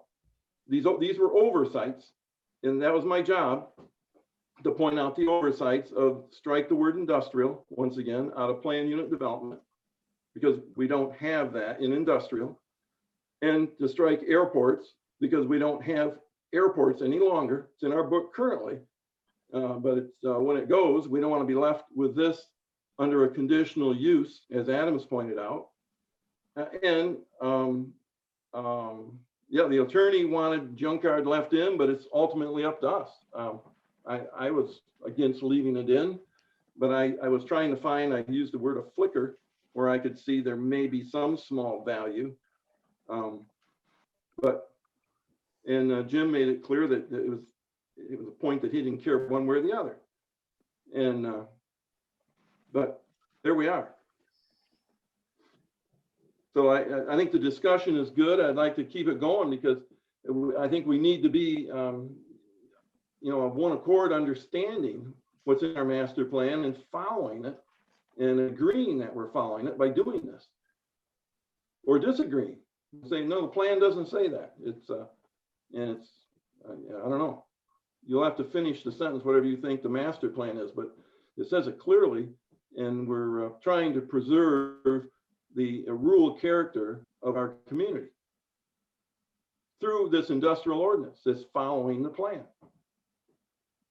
That's why it's light. That's why we didn't approach even tackling the definition of light and industrial. That's, we had the planners and 2 or 3 lawyers and others look at it, and that wasn't the way to go.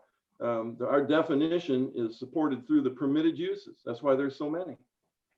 And they're all light, they're basically commercial, but in technology.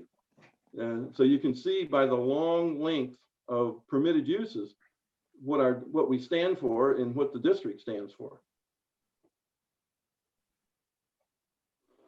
And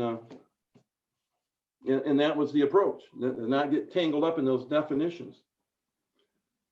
And we've avoided it. And I think we've done a great job, but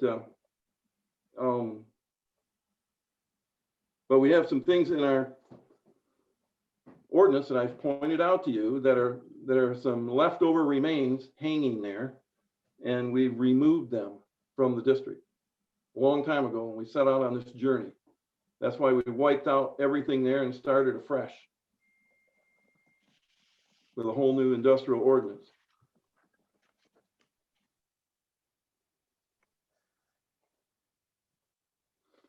So the move forward, if we can go slowly, to go back to page 73 in your book, because it's important to me that everyone knows how this fits. So our current book, under conditional uses in industrial, it says the following uses may be authorized by the township board if the standards in Article 7, and we're just looking at those airport standards, are met. If they're met, they must be approved. So we took out airport. We need to take out the standard. Industrial planned unit development, we took it out. But when we go over to the PUD, we still mention it. We need to strike the word. So let's look at the first one, take them in order. Industrial planned unit development under page 73. that the planning commission struck. They struck everything in that whole district. And then when we go to page 87, we read about plan unit development. Now this is under Article 7. These are conditional uses. These are the standards that you have to meet. And if a developer meets them, you must allow. That's why you wrote the standards. And residential, commercial planned unit developments and industrial, striking the word industrial. As part of our public hearing, we have to go to public hearing with that, and that's what we're doing in our ordinance, and striking that word so we don't have that toehold. So let's discuss that by itself. So you're leaving it open for a commercial PUD? Yeah, because we're not even in that district. We're doing the industrial district. Yes. You It'll still found be the open word- for residential and Yeah, commercial. we've talked about this several times. I've got my book all marked up when we spoke about it before. Yeah, well, maybe it's one step at a time, but we're doing the industrial district, and we've removed it. The planning commission did that, whether it was this group or other members on this journey, we removed that based on the master plan, following that, our new master plan. And this is an oversight that was picked up. And I'm bringing it to the committee and saying, do you see the reasonableness here of striking the word industrial, since we don't allow it in the industrial proposed ordinance?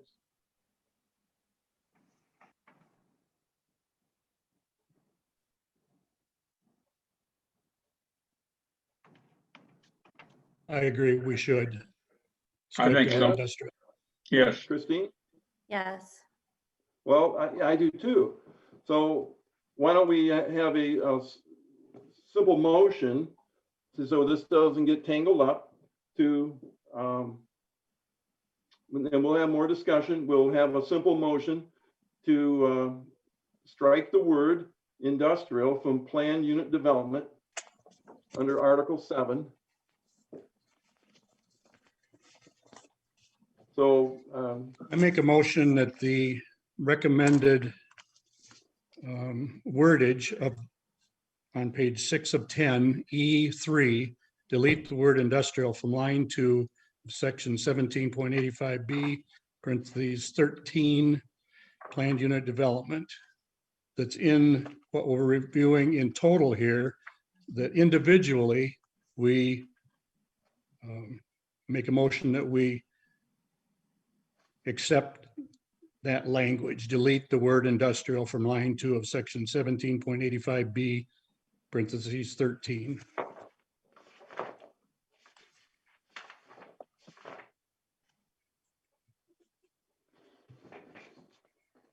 I'm trying to stay with your section numbers there, Jim.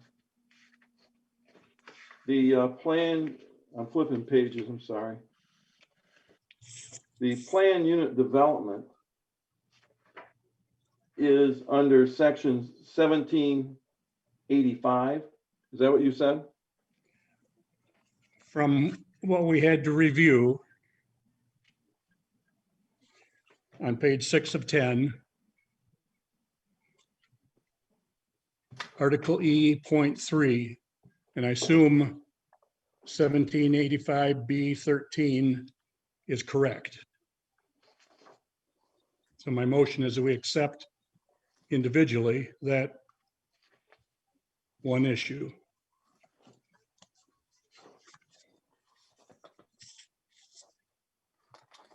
I don't think any of this was discussed in our new work. I don't think it's included in there anywhere. That's why it's an oversight. I give you credit for that, Roger. You did good. That's the oversight we're talking about. And I make a motion that we accept and correct that oversight. I just see it under section in our current zoning book. It falls under Article 7, section 1785, item number 13, plan unit development, and strike the word industrial, or delete the word. Right. That's the pathway I find getting there, Jim. I believe that's what I said. Yeah, Okay. that's, Does Jim, isn't that- anybody, if you're on page 6 of 10 of the document we are reviewing, at the very top of page 6, it says Article 7, conditional uses. You go to number 3, it says delete the word industrial from line 2 of section 1785B, parents 13. That's Okay. already here. Thank you. I missed that. What's that? Yeah, I wasn't, when you said 610, I couldn't find it, Jim. I got it. Yeah, it's already in there. Mhm. Okay. Thank you. Is there support I think we're all in for that motion? I support it. Yes. Motion's been made and supported by Christine that we delete the word industrial as the motion indicated. For discussion, Roger, do Yes, we sir. need a separate motion if it's in the document that we're going to be voting on as a whole? If you're making Yes, because, go ahead. yes, sir, because we're changing the zoning ordinance, and those document notes are not part of the zoning ordinance. Those were notes from the attorney that in our discussion. Gotcha. Okay.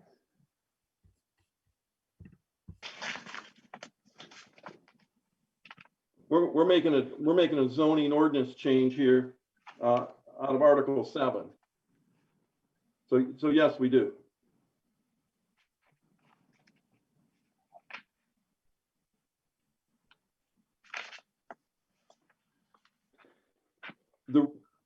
So under discussion, the reason that is in there, I stated it earlier, is that the attorney said, while I'm doing the work, while I'm in the computer doing the work, I'm going to include that pending what you guys do in your meeting, because it seems so reasonable to do. and we would That's why like to it's in approve that. That's what the motion is, to approve that. Yeah, well, we're having discussion, yes. Well, there any we can more all discussion? discuss. That's why I'm discussing also. Anybody else want to Any further? discuss? Any further discussion? If not, we'll call for the question. It's been moved and seconded that we strike the word industrial from the said sections. All in favor, say aye. Aye. Aye. Aye. Opposed? Motion is carried, all ayes, and no opposed.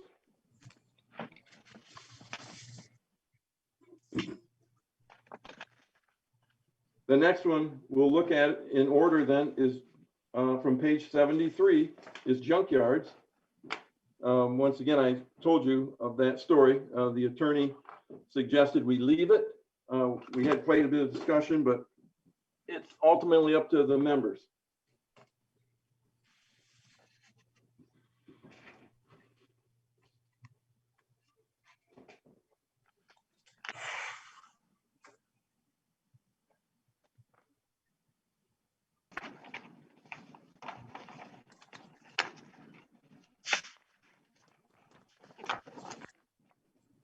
Your I thoughts? think we need to leave the definitions on page 86.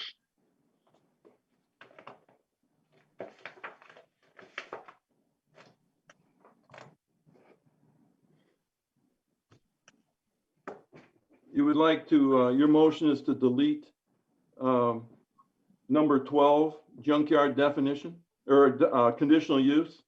Leave the definitions that we have on page 86 for junkyards. Okay, leave, I'm sorry. Leave them, yes, as they are. Okay, We need them for salvage operations. That's basically what you've got down here in Wilsonsville.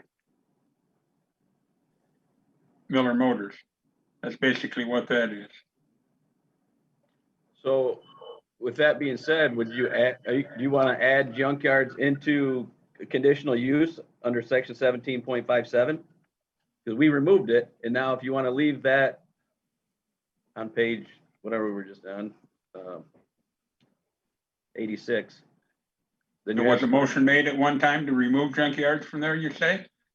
It was. yes, we discussed it, and yeah, that's the reason it's no longer present in this draft that we're working on. I don't have a copy of those.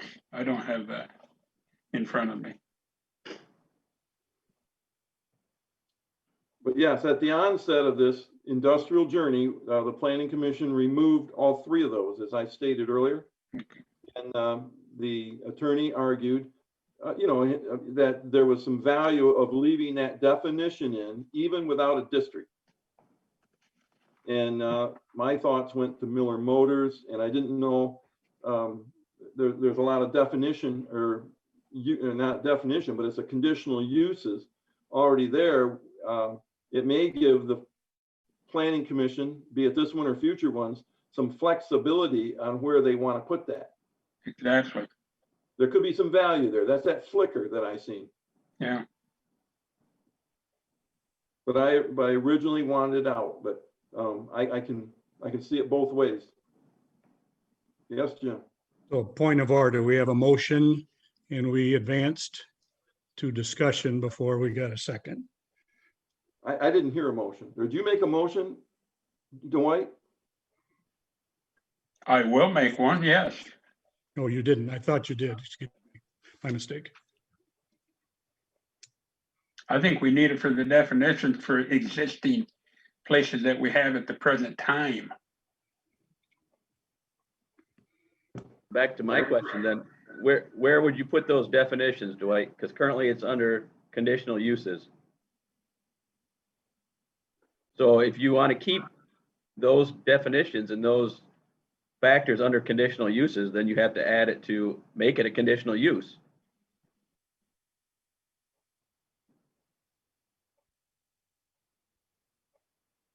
You have a valid point. I mean, if you want to leave it, you have to leave it.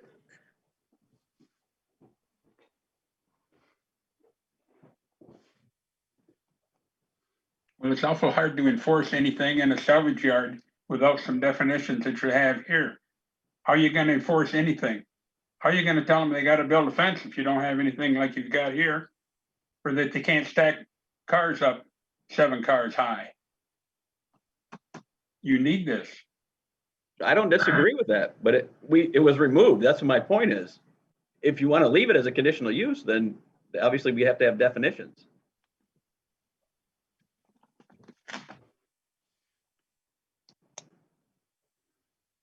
Well, the attorney's point of view was to leave it in, and it would give the planning commission flexibility of where to fit something in if they needed to under a conditional use. If the question ever arose, and there was a lot of. If there's a new Time application, if there's a new application. Yes. I see value in it for policing the existing places we have now.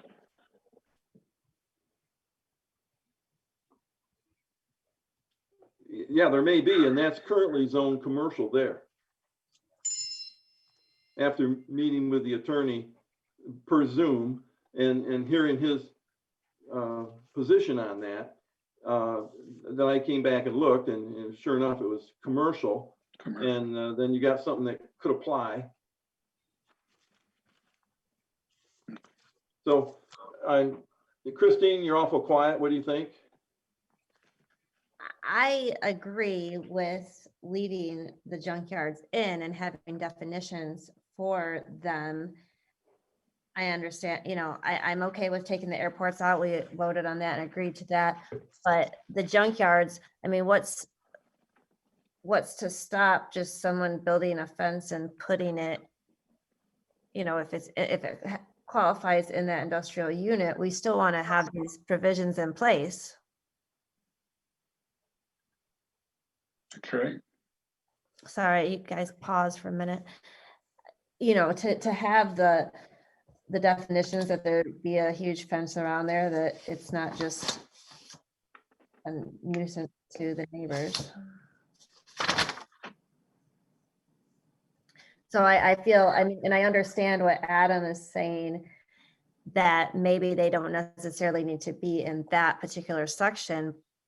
But if you are gonna leave, is that right, Adam? Or you're just saying if we have it listed as junkyard, we still need the definitions?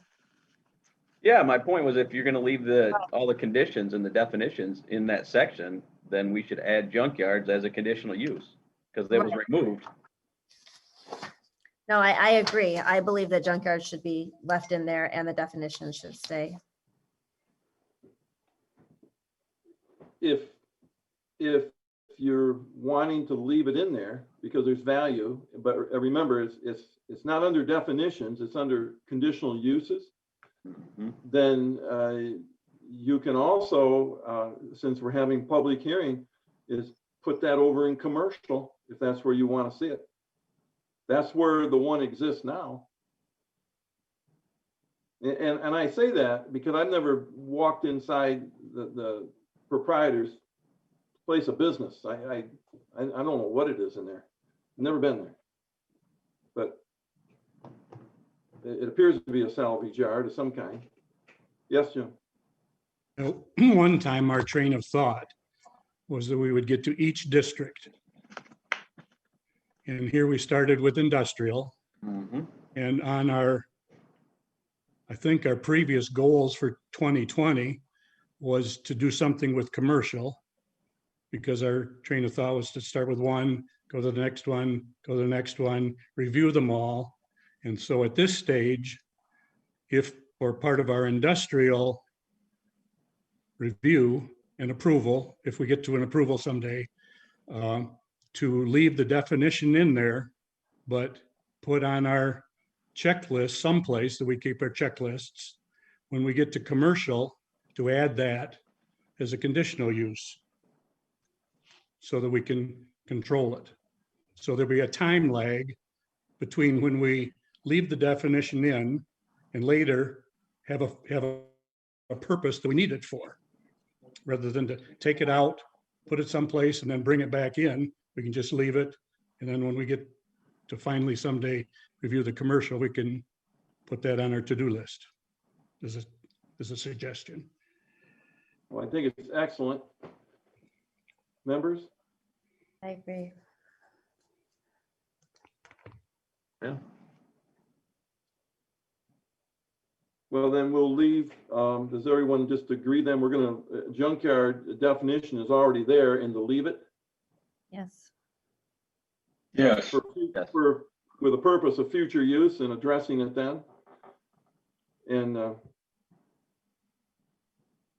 okay, then we move on to airports, which is on your page 73. That was originally dropped by the Planning Commission. Jim? So that I have the proper notes here, was that a result of a discussion or was that a motion? Does it need a motion or not? I guess Well, it's already in there and it's being left. I didn't think it did. okay. And it's not going under industrial. Yep. So what is the committee? Would the committee feel more comfortable with a motion? I don't think we need one. It's already there. We're not changing it or making changes to it. So, That was my thoughts. yeah, I don't think it requires one. Let's, on page 73 under your industrial, we'll move on to airports. I don't think I'm going to review that again. I have. It was the Planning Commission's intent in following the master plan to eliminate those large tracts of land use in our rural community and the character and all those things that we've mentioned. Therefore, to remove airports from the conditional use section of Article 7, suggesting that these are the conditions, because that's what the book says, that once a developer meets these conditions, but we don't have a district form. So I think it's a terrible thing to leave in there at this point. It would just be a thorn in some planning commission side with what the heck? There's no place, where does it go? And we're saying that in this case, that I'm back to need, but it doesn't fit the lifestyle of our community. This just doesn't fit us. And we have them on either side of us. And that's what the whole focus of the master plan was taking a good hard look at our community and how we live and how we want to live. And that's what it was all about. And following the plan is very, very important. And that's why we tackled this section. And as Jim mentioned, want to review our other sections to see how they fit the plan. So I said my piece.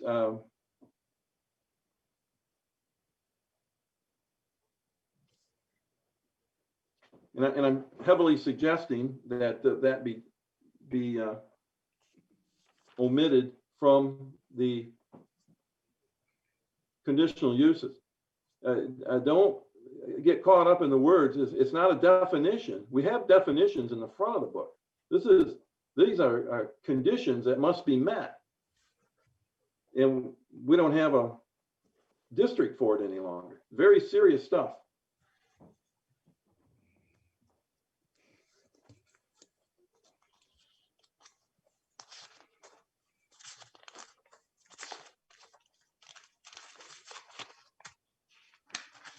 I'll go around the horn. Jim, your thoughts?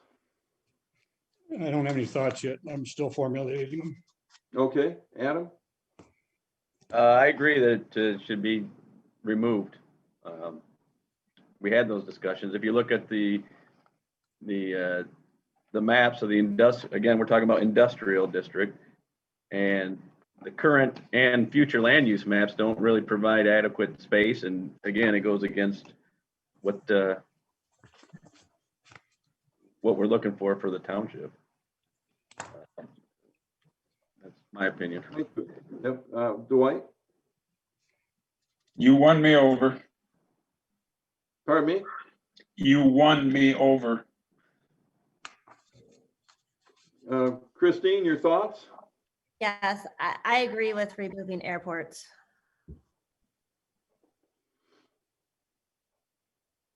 Jim's looking through some material there.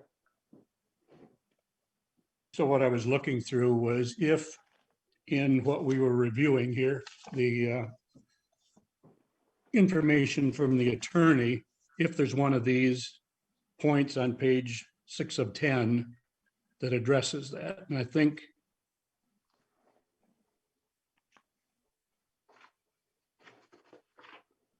I'm trying to identify which one that is.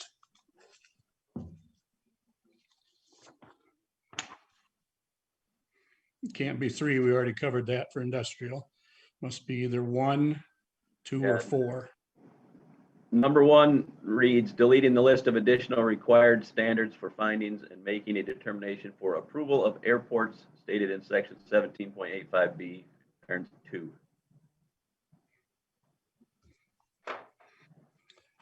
So if that's the case, a motion to accept that point there listed as number 1, is that would accomplish what we're talking about, do you think, Adam? Yeah, if I'm reading the way this is worded correctly, then yes, it's exactly what we're talking about. It would remove the criteria under the conditional use category for 17.85 for airports. It would just delete that entire section under number 2, A through G. Yeah, he states it as 1785B, and number 2 is airports. Yes, it directs us right to that, Jim. Yes. Okay. So And who made the number motion? 2 is, What's that? Who made the motion? I think you did. Okay, Jim, okay, I'll take that. Who made the second? I is will there second. support? So there's a motion by Jim and supported by Adam to, in section To 17. delete the listing of additional required standards for findings and making a determination for approval of airports stated in section 1785B2. That would be my motion. Well written. Yep, deleting. I'll read. Discussion. Is everyone tracking that? The key word there is deleting. It was mentioned. If there's no discussion, we'll prepare for a vote. It's been, the motion on the table is deleting the first of additional required standards for findings and making determination for approval of airports stated in section 1785B2. It's been moved and supported. All in favor, say aye. Aye. Aye. Opposed? Motion is carried, all ayes, no nays.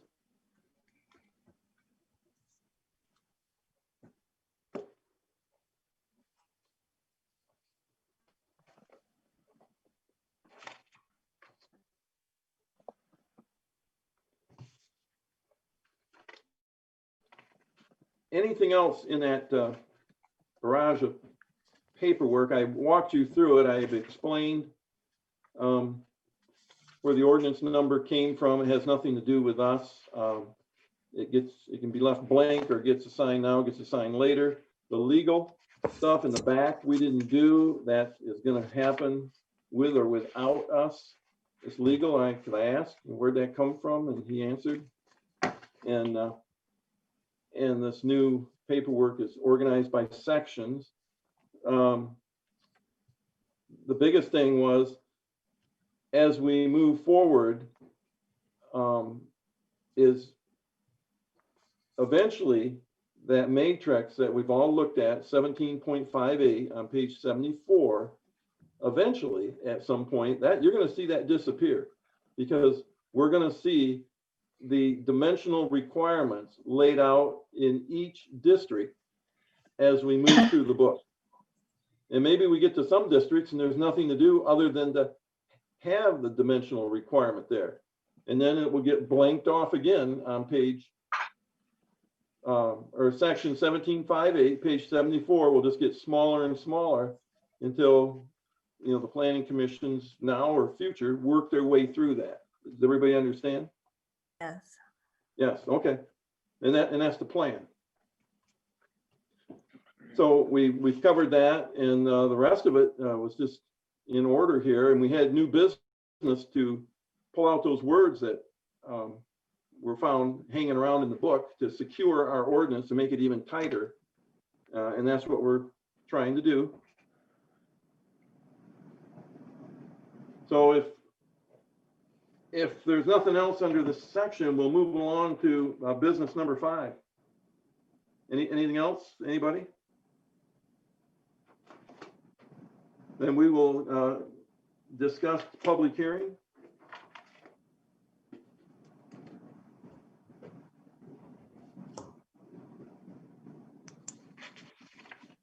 Jim, did you have, I know there's some coordination, and I know you were working with Judy on newspaper dates and calendar dates. Is there any progress there? I defer to Judy. You want to speak to that, Judy? If you're still available.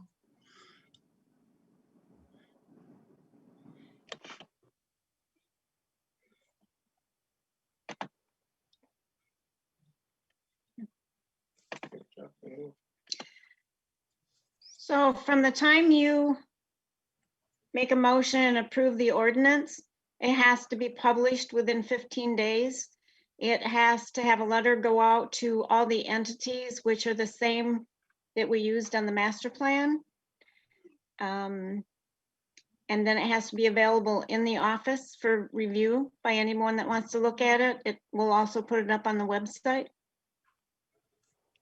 So if this ordinance, as you have in front of it, if you approve it as it is, we could probably get it published on Wednesday, or I'll get it in Wednesday to get published for the weekend. If you don't, and it needs changes by the attorney, then it'll be the following week.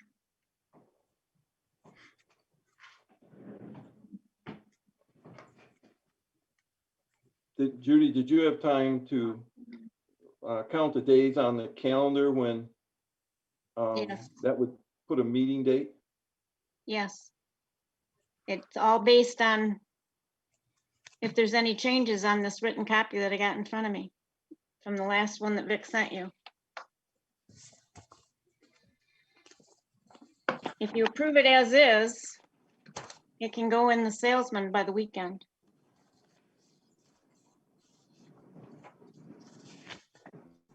Which will be the 29th, I think. 30th. As I listened to all of our discussion, we didn't make any changes. All of Roger's things that he pointed out to us was to prepare us to questions that we may be asked at the public hearing, so that we're mulling them over in the meantime, we're researching them in the meantime, we're getting our understanding of it together in the meantime. Okay. Is that correct, Roger? Did we make It any is. changes? Yeah, okay. The changes we made are what he suggested, striking the word industrial, leaving junkyard and dropping airport. That's exactly what he suggested.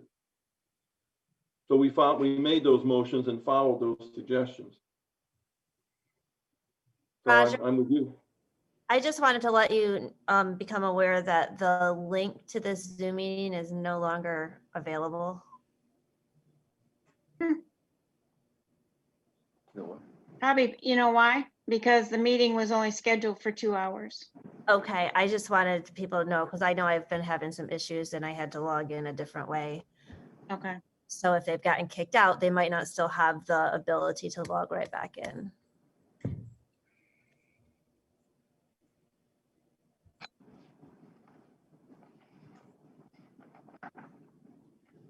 So Judy, I have a calendar in front of me, and I'm looking for dates to put out in front of the members.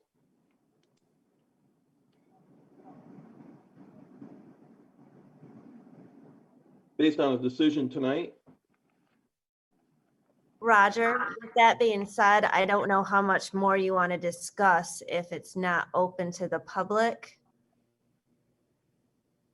And I'm not sure how to fix it without kicking everybody out and coming back. Megan Short, are you still on the line? Bryce Hammond, Donna Dom, or Lisa? Please unmute. Okay, Megan's here. Lisa, Donna Dom, or Bryce, are you still? Donna Dom is. Bryce, can you unmute and report in? Yeah, everyone who's here.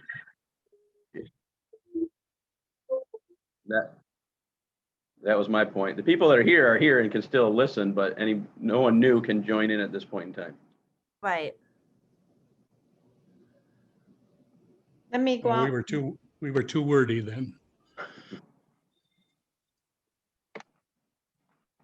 That's a good point you brought up, Christine. Thank you. Because once again, I don't have visibility. Okay. You know, I can't see you. I can see Jim and Adam, and I can see Dwight. So based on that and making a decision of setting meeting dates, and the fact that some people may be, because of the technology, left out of the public comment, should we call for a special meeting and set up another meeting? Yes, I think that would be in the best interest. I think that you know, with the public not being able to join in currently if they have been out. I mean, I know that my internet must just not be working tonight. I don't know. I know Adam lives close by. I don't know what he has, but I actually am going from myself because it kicked me out so many times. So it might be an issue with the internet currently, but that is in violation.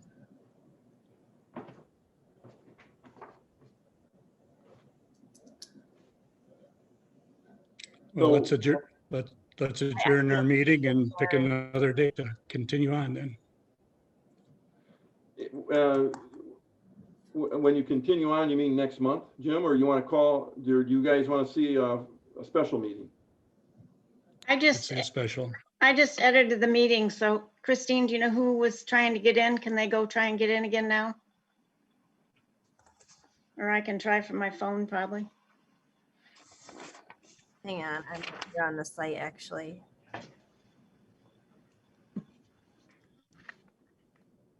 If you want to have a special meeting, it requires 18-hour posted notice at the township office. And then there's some other things. Each member, PC member must receive an oral reading of the completed form that I have. I printed these off when I first I made them up when I first become chairman, whenever I got on the planning commission, just in case we ever called for a special meeting. I didn't know we were going to be doing it by Zoom, but I could have the members, so if Adam called for the special meeting, it just needs to be signed by Dwight or somebody else and then handed to the secretary, which we can make those calls and we can get it emailed over to Jim and improvise through electronics here, but it's still following the procedure, I suppose. So, but it can happen. Here's an idea then, Roger, just if we stop any further PC business and not discuss number 5, we save that for the next meeting. Allow the 4 people that are still here public comment if they wish to do so, and then we can conclude this meeting for tonight. Yes, and then just pick up in February. Correct. Yeah, I think that's fair. All right, that's fine. Yep. So we will, So we should take public comments at the next step. yes, we're going to get there. So we're going to, due to technical difficulties, we are going to continue or table number 5 and pick it up in our next meeting. Okay. Yes. And actually, that has to be, doesn't have to be a motion. It just has to be stated in the minutes that we're tabling and that and it can't be indefinite and that it'll be looked at in the February meeting.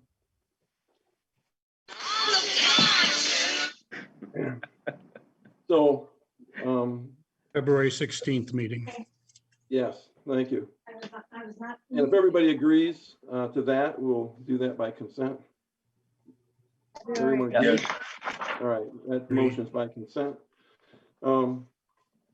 So we will move into public comments. Once again, if you haven't entered through the chat, feel free. And if there's, so there'll be plenty of time, first and last name. We will, the same guidelines apply. You have those on the agenda. So we will open a public comment at this time. First one is Bryce Hammond.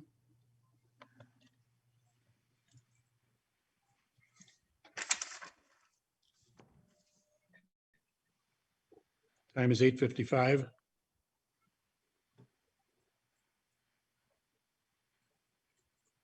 Hello, can you hear me? Go ahead, Bryce. I wish to address the board on this, that this is still a violation of the Open Meetings Act. If the rest of the public cannot comment on anything at this point.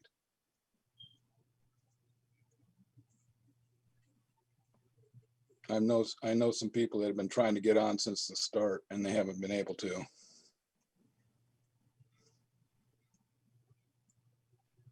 Can you hear me? Yes, Okay, we're Yeah. taking your comment.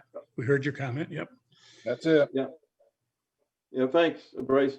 So this is a unique situation. I know. We don't have to define it, Roger. Just, next one is Donna Dom.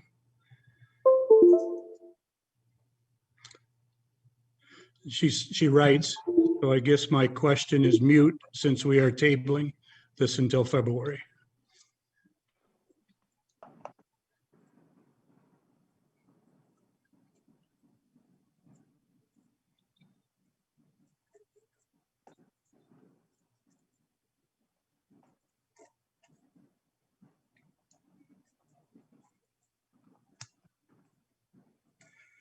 Next one is Megan Short.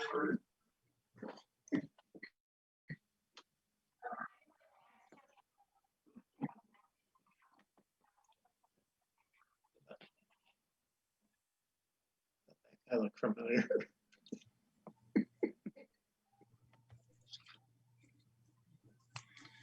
Next one is, I think that was the last one. Is anybody else?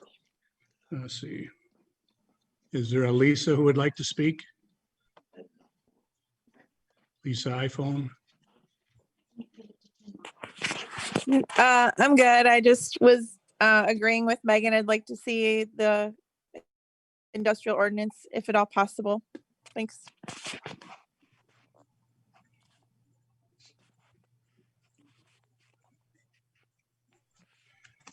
As far as I know, that's the 4 people are still in attendance and they're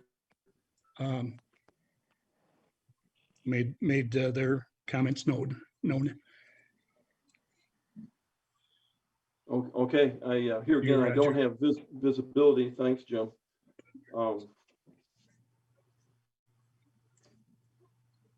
Then I'll leave public comment open for just a moment, but I guess no one can join us. This is to serve the people that are here and those that have left. It's certainly not our goal, and we will close. Anything else out there, Jim? I wrote the names of the people that previously had been a participant. So there was 1, 2, 3, 4, 5 other people that were attending virtually, but lost connection or dropped off or decided not to continue. I don't know which of those choices is their reason, but there were 5 other people that were involved at some point. Okay, thank you. Then we will close public comment.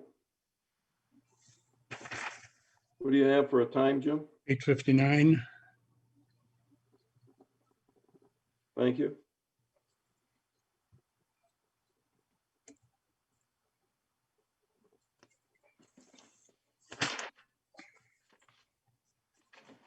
Our next meeting is February 16th. It's a Tuesday. And